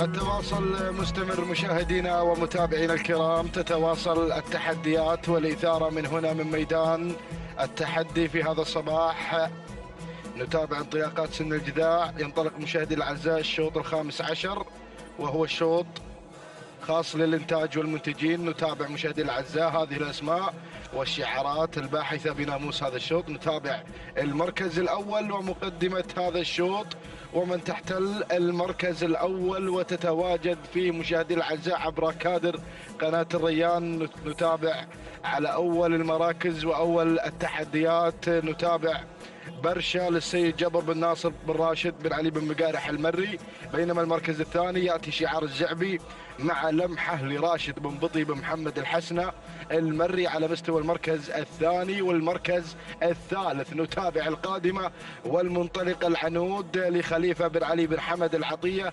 يتواجد على مستوى المركز الثالث. المركز الرابع نتابع مشاهدينا الكرام القادمة بنت حوران لسيف بن جبر بن فيصل الرمزان النعيمي يتقدم في المركز الرابع، بينما المركز الخامس نتابع الأسماء. نتابع هناك 8 مراكز في موقع واحد عبر كادر قناة الريان الأعلى. نتابع مشاهدي الأعزاء المركز الخامس الشعار الأخضر القادم بكل قوة والمعلن لهذا التحدي. وهنا أيضا مشاهدينا الكرام القدوم والانطلاق من قبل دوشة لحمد بن محمد بن حمد بن نايف الهاجري يتقدم على مستوى المركز الرابع والمركز الخامس اللي خطفت المركز الأول. نتابع اللي تحت رقم 33 هذه مشاهدينا الكرام بلشة للسيد ماجد بن مذكر بن مسفر القرشي. هذه بلشة القادمة في المركز الرابع إلى المركز الثالث.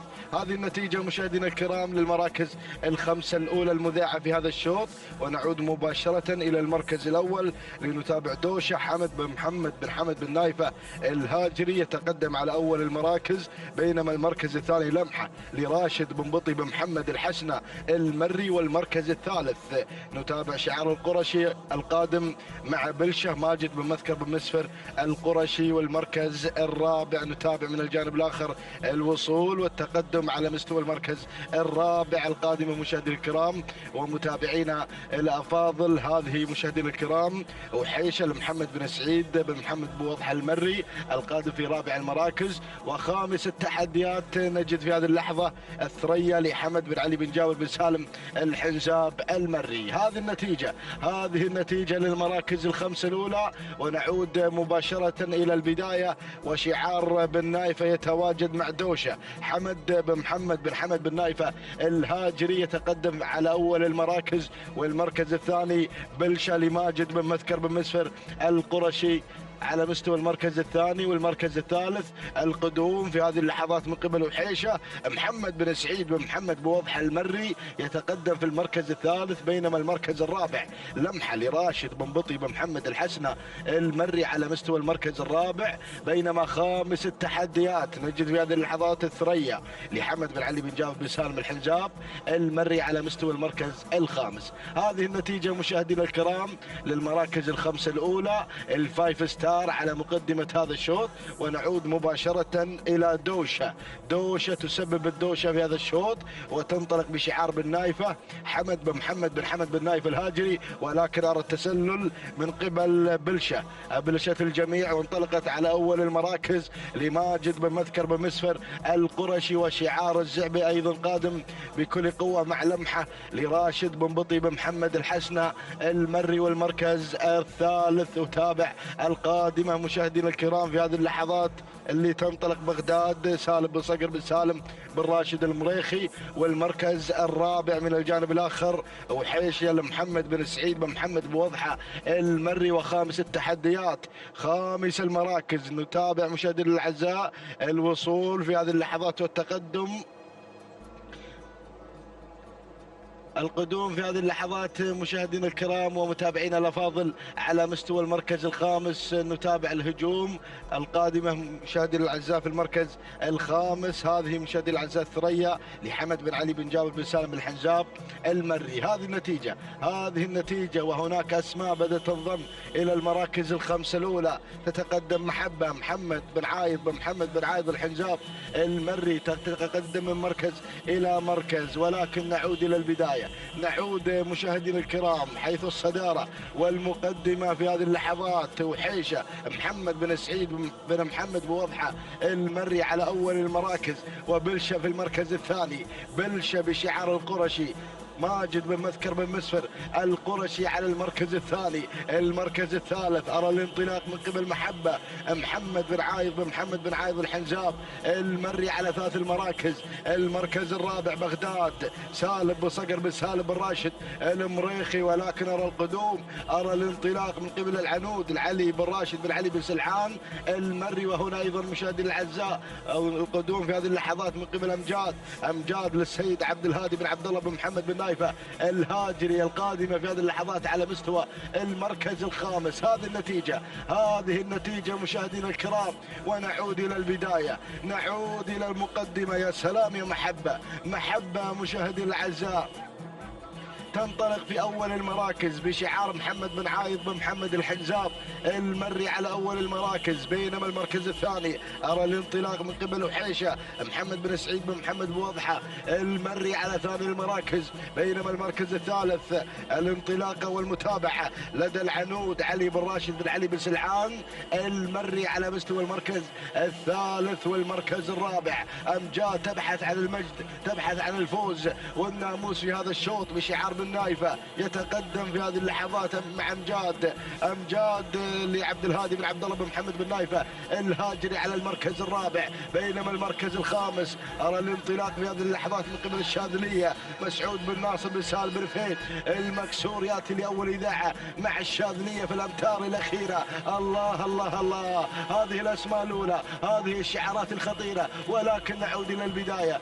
نعود إلى المقدمة لنتابع محبة محمد بن عايض بن محمد بن عايض الحنزاب المري. ولكن أتابع مشاهدينا الكرام الهجوم المكثف من قبل بلشة بشعار القرشي. بلشة ماجد بن مذكر بن مسفر القرشي، وكذلك أيضا نتابع القادم العنود علي بن راشد بن علي بن سلعان المري. ولكن الله يا هنا مشاهدي الأعزاء مع المركز الثالث القادم الشاذلية مسعود بن ناصر بن سالم بن فهد المكسور. ولكن العنود مع البداية، العنود تعاند الجميع في الأمتار الأخيرة. والشاذلية مشاهدينا الأعزاء، الشاذلية مع المكسور والعنود مع بن سلعان. ولكن الشاذلية على أول المراكز. سلام يا المكسور، سلام يا مسعود بن ناصر بن سالم بن فهد المكسور على فوز الشاذلية بالمركز الأول. المركز الثاني العنود لعلي بن راشد بن علي بن سلعان المري. المركز الثالث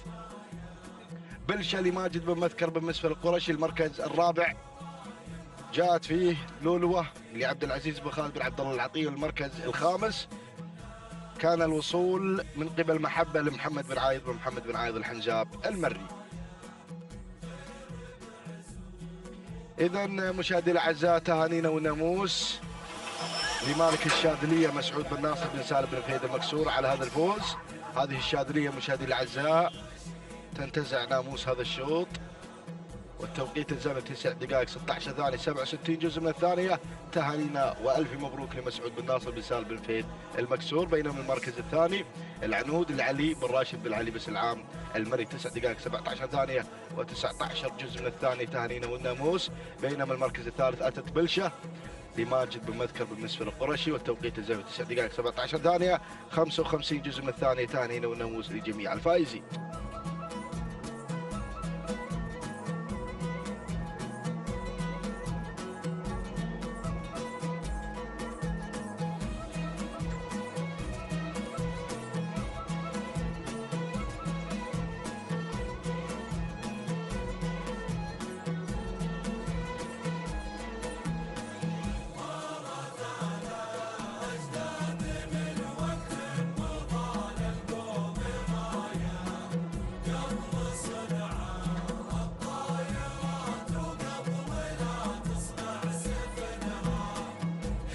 بسم الله الرحمن الرحيم، بسم الله نبدأ وعلى بركة الله نستعين. مشاهدينا الكرام، متابعينا في كل مكان، انطلق على بركة الله وتوفيقه الشوط الرئيسي الأول الخاص بالقعدان، الشوط الخاص بالإنتاج. نتمنى التوفيق لكل الأسماء المنطلقة في هذا الشوط الرئيسي. هذه الانطلاقات المميزة نتابعها مع حضراتكم ونصفها من هنا من ميدان الشحانية لسباقات الهجن ضمن منافسات سباقنا المحلي الخامس. ينطلق هذا الشوط الرئيسي يحمل لنا تحديات جديدة ومنافسات رائعة. من مجمل الأشواط هو الشوط السادس عشر مع هذه الفترة الصباحية مع شعارات يا ابناء القبائل. نبدأ مباشرة مع مقدمة الشوط مع مغادر. أول الأسماء المنطلقة في هذا الشوط عبد الله بن راشد بن محمد الزقيب المري اللي قدم لنا مغادر في مقدمة الشوط.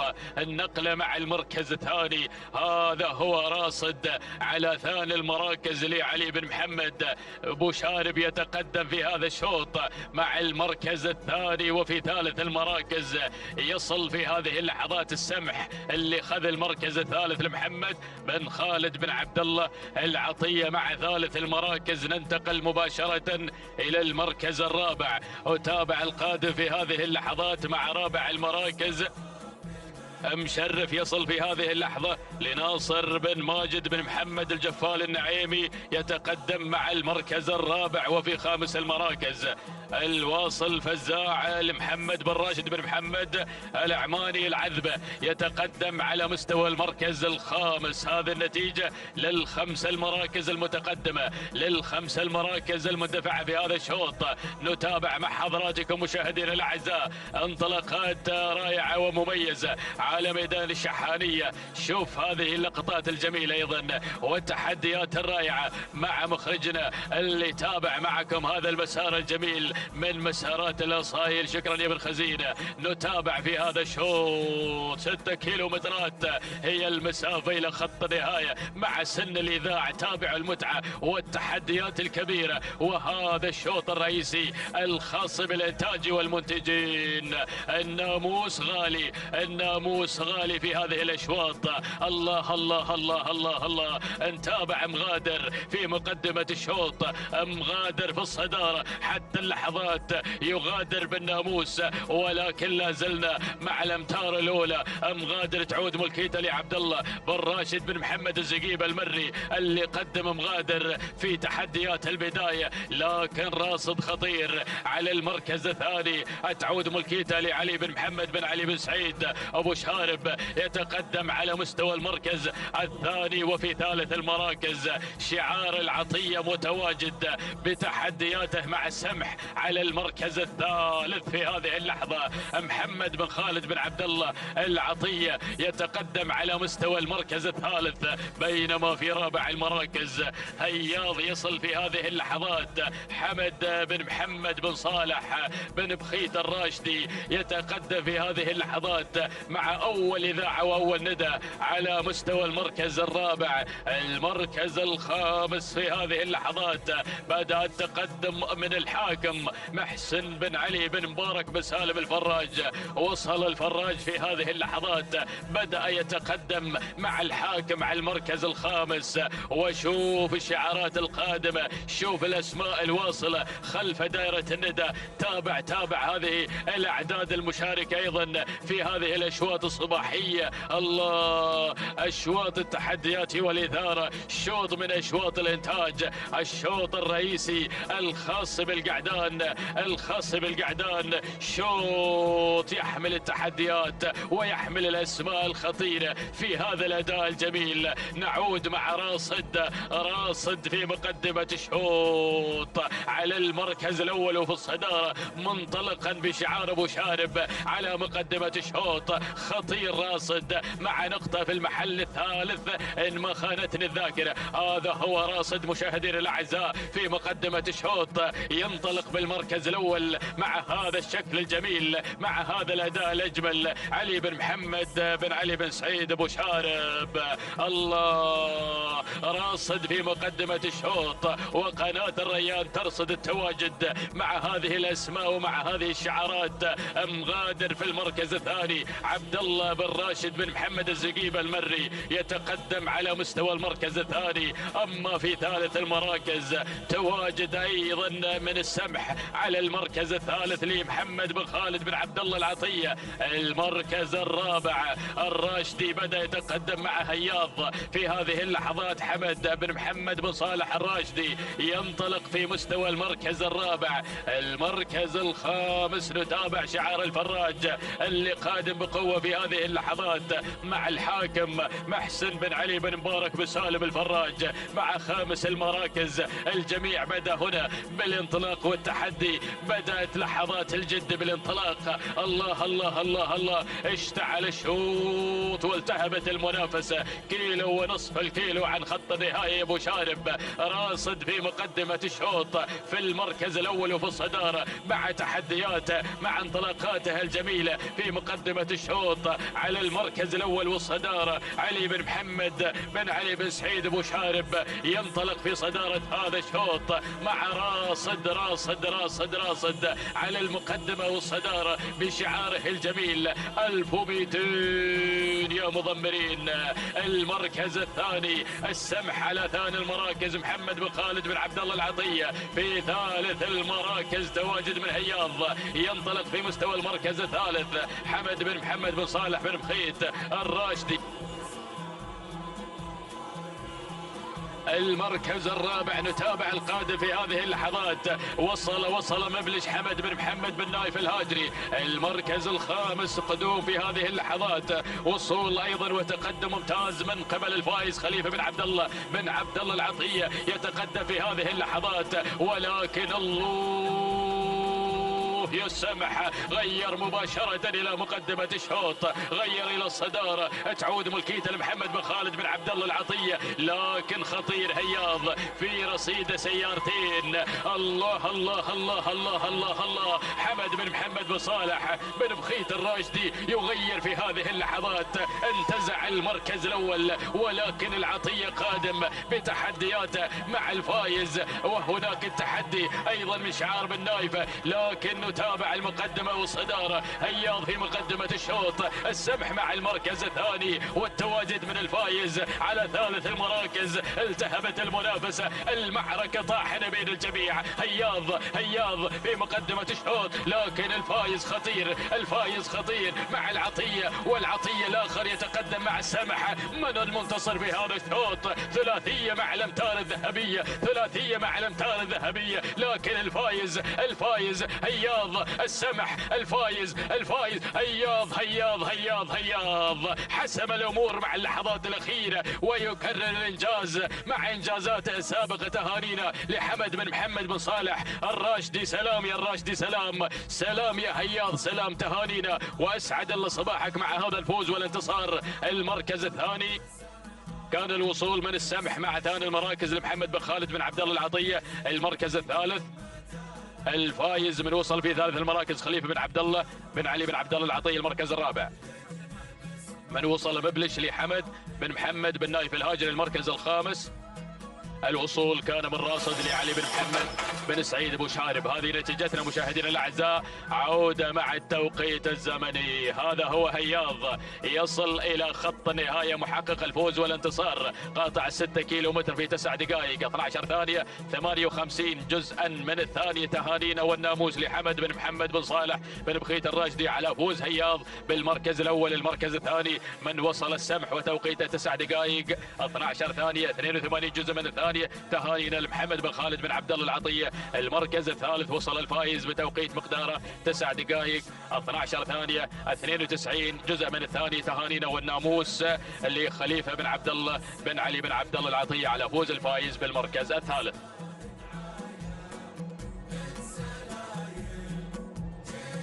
بسم الله الرحمن الرحيم. أيها الحفل الكريم مشاهدينا متابعينا الكرام، التواصل مستمر وانطلاقاتنا مستمرة من أرضية ميدان التحدي لسباقات الهجن العربية الأصيلة. ينطلق شوطنا 17 وهو شوط خاص بالإذاعة الإبكار الإنتاج. يسير هذا الشوط الذي يحمل لنا هذه الأسماء والشعارات المميزة الحاضرة في هذا الانطلاق الرائع والجميل. نسير مع هذا الشوط مشاهدينا الكرام مباشرة مع البداية مع المركز الأول وأول الأسماء الحاضرة والمنطلقة هناك مع بداية هذا الشوط في مسار 6 كيلو مترات. الصدارة والمركز الأول شعار الخيارين، من يقدم لنا الذخيرة أو الزعبي هنا من يتقدم مع البداية مع انطلاقة الذخيرة. خالد بن حمد بن عبد الله الزعبي مع البداية مع المركز الأول وصدارة هذا الشوط، بينما المركز الثاني وتابع التقدم والوصول من فزعة خليفة بن علي بن حمد العطية، بينما المركز الثالث وصول وتقدم من سرابة سالم بن علي بن جابر بن سالم الحنزاب مع المركز الثالث. والمركز الرابع وصول وتقدم في هذا المسار من يتقدم شعار الخيارين مع انطلاقة هنا مزاحمة فهد بن سيف بن محمد البوسعيد الخيارين مع المركز الرابع والثالث في هذا المسار. المركز الخامس من تتقدم هناك من ميمنة الميدان وصول من مشاهدينا الكرام. تصل هنا أيضا سلام هزاع بن حمد بن صالح أبو شريدة العذبة من يتقدم مع المركز الخامس. هكذا هي الأسماء الخمسة الأولى المتقدمة في هذا المسار المميز والجميل. ولكن نعود مع البداية، نعود مع المركز الأول وصدارة هذا الشوط. الذخيرة مع البداية بشعار خالد بن حمد بن عبد الله الزعبي من يقدم لنا تحدياته المميزة والجميلة مع انطلاقة الذخيرة. هناك مع البداية مع المركز الأول. المركز الثاني يتقدم شعار العطية مع انطلاقة فزعة خليفة بن علي بن حمد العطية من يقدم لنا فزعة بتحدياتها المميزة والجميلة. والمركز الثالث وصول من شعار بن حنزاب يقدم لنا سرابة سالم بن علي بن جابر بن سالم الحنزاب مع المركز الثالث. والمركز الرابع وصول من شعر الخيارين مقدما لنا انطلاقة مزاحمة فهد بن سيف بن محمد البوسعيد الخيارين حاضر هنا بتحدياته المميزة والجميلة مع المركز الرابع. المركز الخامس وصول وتقدم من شعر أبو شريدة يقدم لنا تحديات أيضا المميزة والجميلة من خلال تواجد هناك أيضا سلام هزاع بن حمد بن صالح أبو شريدة العذبة من يقدم لنا أيضا هذا الاسم مع المركز الخامس في هذا المسار المميز والجميل. هكذا هي الأسماء الخمسة المتقدمة في هذا الانطلاق الرائع والجميل. ولكن عودة مع البداية، عودة مع اللي غيرت وانتقلت نحو صدارة هذا الشوط. يا سلام يا بن حنزاب اللي غير وانتقل مع البداية من خلال تواجد سرابة سالم بن علي بن جابر بن سالم الحنزاب من يقدم لنا شعاره وتحدياته المميزة والجميلة هناك مع البداية. يا سلام على هذا الأداء المميز والجميل. إذا سرابة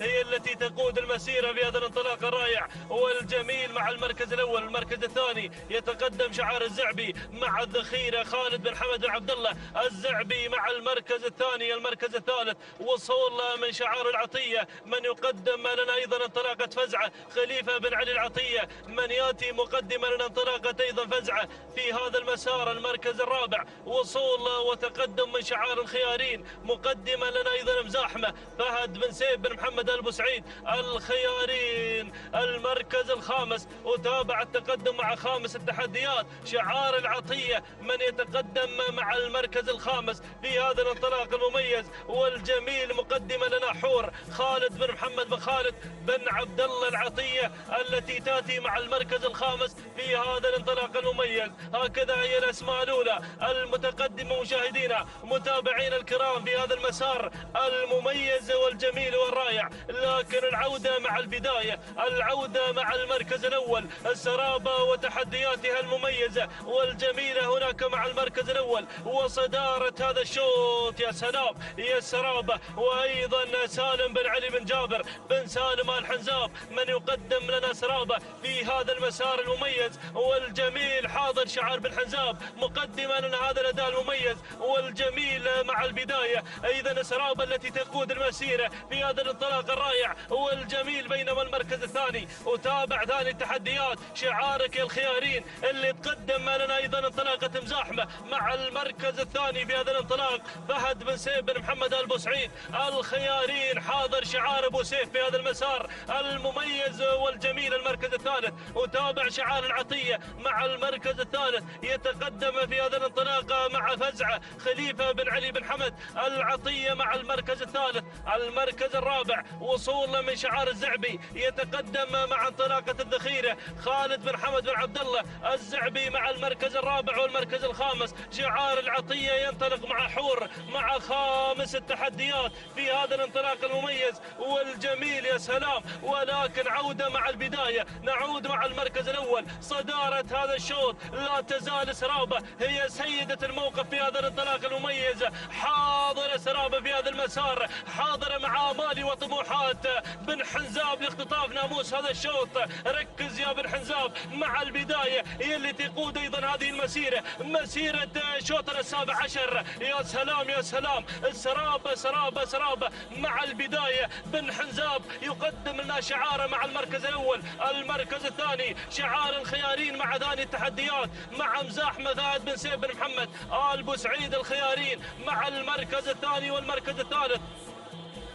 المركز الثالث وصول مشاهدينا الكرام وقدومه من شعار العطية يتقدم مع المركز الثالث، ولكن وصل هنا شعار بن مهيرة يقدم لنا تحدياته المميزة والجميلة من خلال تواجد الحاصلة سالم بن سعيد بن محمد الجربوعي المري، وايضا وصول ودخول من وضوح عبد الله بن سعيد بن تخيل بوصلعة. يصل شعار بوصلعة ايضا بتحدياته المميزة والجميلة. ولكن نعود مع البداية، اجواء الكيلومتر الأخير، الكيل الخطير يا بن حنزاب مع البداية. السرابة مع المركز الأول، السرابة مع البداية بدون أوامر ولا شبه أوامر، عصاها في الابطان تقدم لنا هذا الأداء المميز، تقدم لنا هذا العرض الرائع والجميل هناك مع البداية مع صدارة هذا الشوط. بينما الخيارين مع ثاني التحديات يقدم لنا تحديات مزاحمة فهد بن سيف آل بوسعيد الخيارين والمركز الثالث. وصول وتقدم من شعار بوصلعة مع وضوح عبد الله بن سعيد بن تخيل بوصلعة، وايضا شعار بن مهيرة يتقدم بتحدياته المميزة والجميلة من خلال تواجد هذا الشعار. لكن البداية بن حنزاب يقدم لنا سرابة مع المركز الأول مع شوط ايضا شوطنا السابع عشر. الله الله الله، سرابة تنطلق في هذا الشوط مع البداية مع المركز الأول. يا سلام، عصاها في الابطال بدون أوامر ولا شبه أوامر تحقق هذا الناموس الغالي. سلام بن حنزاب، سلام وسلام لسرابة على هذا الأداء المميز والجميل. مشكور يا بن حنزاب على هذا الأداء الرائع والجميل اللي تقدمه سرابة في هذا الشوط، وعصاها في الابطال بدون أوامر ما قال لها شيء. سلام وتحية واحترام لهذا الشعار وإلى مالك سرابة. تهانينا والناموس يا بن حنزاب على هذا الفوز وهذا الانتصار. المركز الثاني مشاهدينا الكرام وصلت مع ثاني التحديات. كان الوصول من شواهين محمد بن سعيد بن خويطر العمري في أول نداء لهذا الشعار. المركز الثالث وصلت وضوح عبد الله بن سعيد بن تخيل بوصلعة. المركز الرابع كان الوصول من مزاحمة فهد بن سيف بن محمد آل بوسعيد الخيارين. المركز الخامس وصلت الحاصلة سالم بن سعيد بن محمد الجربوعي المري. هكذا مشاهدينا الكرام متابعينا الأفاضل تابعنا هذا الشوط، تابعنا شوط سرابة التي حصلت على هذا الناموس الغالي بشعار بن حنزاب. توقيتها الزمني 9 دقائق 12 ثانية و23 جزء من الثانية. تهانينا والناموس إذا مشاهدينا الكرام لمالك سرابة سالم بن علي بن جابر بن سالم آل حنزاب على هذا الفوز وهذا الانتصار. المركز الثاني وصلت مشاهدينا الكرام متابعين الأفاضل مع ثاني التحديات. كان الوصول والقدوم مع شواهين، توقيت الزمني لحظة وصول لخط النهاية مع المركز الثاني 9 دقائق 17 ثانية 94 جزء من الثانية. تهانينا وناموس للعمري محمد بن سعيد بن خويطر العمري. بينما المركز الثالث وصلت مع المركز الثالث مشاهدينا الكرام كان الوصول من وضوح، توقيت الزمن 9 دقائق 18 ثانية 42 جزء من الثانية. تهانينا والناموس أيضا تهانينا والناموس لعبد الله بن سعيد بن تخيل أبو صلعة. بسم الله الرحمن الرحيم. أيها الحفل الكريم مشاهدينا مستمعينا الأفاضل، أجدد لكم التحية مرة أخرى. أرحب بكم أجمل ترحيب بهذه الانطلاقات المتواصلة في هذا التحدي الكبير بانطلاقة الشوط 18 لفئة الإجداع القعدان الإنتاج. الشوط الختام لهذا الصباح المميز التي شاهدنا به التحدي والمنافسة مع الشعارات الكبيرة المتواجدة في هذا التحدي الكبير وبهذه المنافسة المميزة في هذا الامتاع والإبداع مع تحديات هذه الشعارات الكبيرة. ال6 كيلومترات هي رحلتنا المتواصلة مع هذه الأسماء الكبيرة المنتجة الباحثة عن الناموس وعن الانتصار. نبدأ بعد المراكز. الصدارة مباشرة أول الأسماء، نتابع انطلاقة جمران لراشد بن محمد بن عبد الله الزقيبة. جمران بانطلاقة المركز الأول يتواجد مندفع مع البداية ومع الصدارة مباشرة في تحديات شعار راشد بن محمد بن عبد الله الزقيبة المري يتواجد مع أول المراكز. نتابع المركز الثاني القادم والمشارك في هذا التحدي الكبير. نتابع الأسماء والشعارات. يتواجد وذنان لجابر بن بخيت بن ثويني. الجربوعي هنا يتواجد مع المركز الثاني. المركز الثالث القادم هنا شاهين لصالح بن حمد القمرة يشارك في هذا التحدي الكبير بتواجد وبانطلاقة شاهين على المركز الثالث. المركز الرابع مشاهدينا ومستمعينا الافاضل نتابع القادم والمتواجد الواعي لعبد الله بن خالد بن ناصر بن عبد الله الحميدي، هو من يحتل المركز الرابع يتواجد في هذه المنافسة المميزة. نتابع المركز الخامس القادم والمتواجد في هذا التحدي الكبير بتواجد المركز الخامس القادم الفايز هادي بن فرج بن جابر بن ذيبان المري مع المركز الخامس. بينما هنا من غير واحتل المركز الخامس يتواجد لفان عبد الله بن راشد بن سيف الجفال النعيمي مع المركز الخامس. هذه النتيجة مشاهدينا مستمعينا الافاضل للخمس المراكز الاولى المتواجدة في موقع التحدي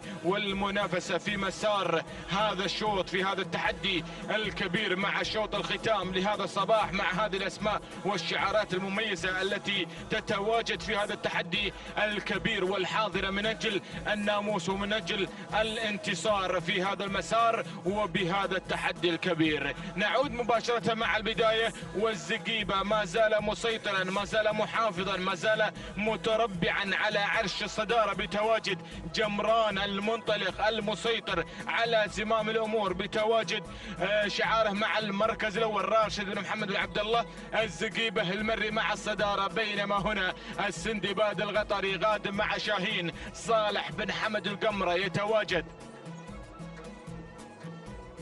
بشعاره المميز يتقدم بهذا الشعار الكبير أحد العمالقة والكبار الذي دائما يتواجدون في هذه المحافل الرئيسية في هذه المنافسات الجميلة في هذا العالم الساحر. شعار صالح بن حمد القمرة يقدم لنا شاهين في شوط الانتاج. نتابع المركز الثالث القادم هنا الواعي لعبد الله بن خالد بن ناصر بن عبد الله الحميدي يشارك في هذا التحدي بمشاركة الواعي على المركز الثالث متواجد في هذا التحدي باحثا عن الناموس وعن الانتصار في هذا المسار المميز. المركز الرابع مشاهدينا الكرام يتواجد لفان بمشاركته المميزة بشعار عبد الله بن راشد بن سيف الجفال النعيمي، ولكن من غير واحتل المركز الرابع بهذه اللحظات وذنان جابر بن بخيت بن ثويني الجربوعي تسلل وعاد الى المركز الرابع بينما لفان النعيمي على المركز الخامس. هذه النتيجة مشاهدينا الكرام مستمعينا الافاضل ما زالت الاعصاب هادئة في مسار هذا الشوط في هذه التحديات الجميلة في هذه التحديات المميزة مع هذه الشعارات المنتجة الباحثة عن الناموس وعن الانتصار. نتابع هذه الاعداد نتابع هذه الاسماء المميزة والشعارات الجميلة التي تشارك في هذا التحدي الكبير وبهذا العالم الساحر ضمن فعاليات المحلي الخامس بيومه الرابع بمرحلته الأولى. نتابع سن الإجداع سن الإمتاع والإبداع مع هذه الشعارات المميزة. ولكن نعود مع البداية. الزقيبة ما زال مسيطرا مع جمران له إنجازات كثيرة وعدة. هذا القعود الذي ينطلق ويسيطر على زمام الأمور بشعار وبتحديات راشد بن محمد بن عبد الله الزقيبة المري يتواجد منطلق مع جمران منذ البداية، يريد يواصل لين النهاية مسار هذا التحدي المميز باندفاعته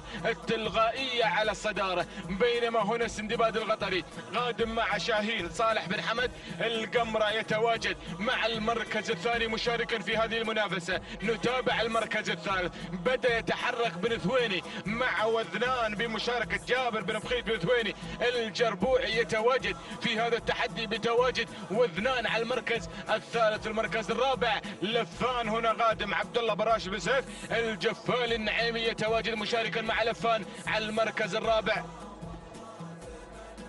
بينما المركز الخامس الواعي عبد الله بن خالد بن ناصر الحميدي مشاركا مع المركز الخامس. هذه النتيجة للخمس المراكز الأولى، ولكن أرى الشعارات بدأت تقترب من المنافسة، بدأت تصل إلى دائرة الصراع والنزاع في هذه المنافسة المميزة. عندما وصلنا إلى 1500 متر الأخيرة التي تفصلنا عن الناموس وعن الانتصار، شعار فهد بن سيف الخيارين هنا ينطلق في هذا التحدي، يتواجد ينطلق في عمق المنافسة. هذا الشعار المميز الذي دائما يحضر في هذه التحديات الجميلة. ولكن الزقيبة ما زال قائدا مع جمران مع البداية راشد بن محمد بن عبد الله الزقيبة المري مع الصدارة، يسيطر على زمام الأمور، يحافظ على الصدارة. بينما هنا اسم جديد يتدخل في دائرة التحدي، مصيحان عبد الله بن سعيد بن خيل بوصلعة هنا يتواجد بتحديات وبانطلاقة مصيحان وذنان مع المركز الثالث،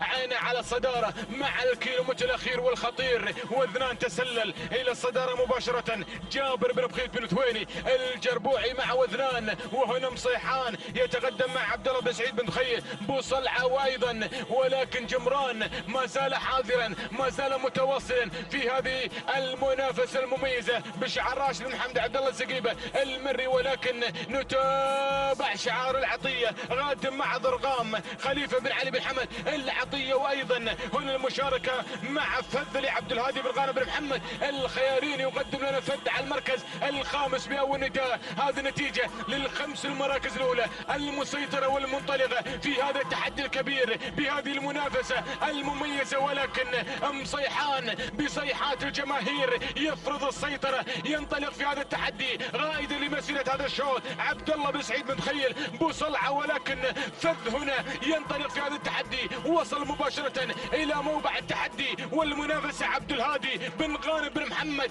الخيارين مع فذ والعطية يتواجد مع ضرغام خليفة بن علي بن حمد العطية. ولكن مصيحان وفذ اللحظات الأخيرة، ولكن فذ تسلل وانطلق مع التحدي بقيادة عبد الهادي بن غانم بن محمد الخيارين. اللحظات الأخيرة، اللحظات الخطيرة، ضرغام وذنان عاد وذنان اللحظات الأخيرة، فذ وذنان الخيارين وبن ثويني اللحظات الأخيرة، اللحظات الخطيرة، بن ثويني والخيارين مع الأمتار الأخيرة. فوت وفنش مشاهدينا الكرام، لحظات ونوافيكم من هو صاحب المركز الأول بين فذ لعبد الهادي بن غانم بن محمد الخيارين وبين انطلاقة وذنان لجابر بن بخيت بن ثويني الجربوعي. المركز الثالث ضرغام خليفة بن علي بن حمد العطية. المركز الرابع لفان غانم بن سيف بن محمد أبو سعيد الخيارين. المركز الخامس الواعي لناصر بن حمد بن ناصر الحفيظ المري. هكذا مشاهدينا الكرام تابعتم معنا المنافسة والتحدي في معركة هذا الشوط، ولكن وذنان هو صاحب الناموس. تهانينا والناموس لجابر بن بخيت بن ثويني الجربوعي على فوز وذنان بتوقيت الزمني 9 دقائق 21 ثانية 90 جزء من الثانية. تهاني والناموس على هذا الانتصار في شوط الختام. المركز الثاني فذ 9 دقائق 21 ثانية 94 جزء من الثانية. عبد الهادي بن غانم بن محمد الخيارين مع فذ هو من حصل على المركز الثاني. المركز الثالث جاء ضرغام 9 دقائق 22 ثانية 58 جزء من الثانية. تهاني والناموس لخليفة بن علي بن حمد العطية على فوز ضرغام في المركز الثالث. تهانينا والناموس لجميع الفائزين المشاهدين الكرام مستمعينا الافاضل في شوط الختام مع تحديات هذا المسار المميز مع هذا الصباح، عندما شاهدنا هذا التحدي الكبير وشاهدنا هذه الاسماء المميزة المتواجدة في هذا التحدي الجميل. تهانينا والناموس لجميع الفائزين في هذا الصباح المميز مع سن الإجداع، سن الإمتاع في هذا التحدي الكبير، في هذه المنافسات المميزة، في هذا التحدي الصباحي الجميل مع هذا العالم الساحر في هذه التحديات الكبيرة. نتابع مسار هذا الصباح مع هذه الأشواط المميزة في هذا التحدي الكبير.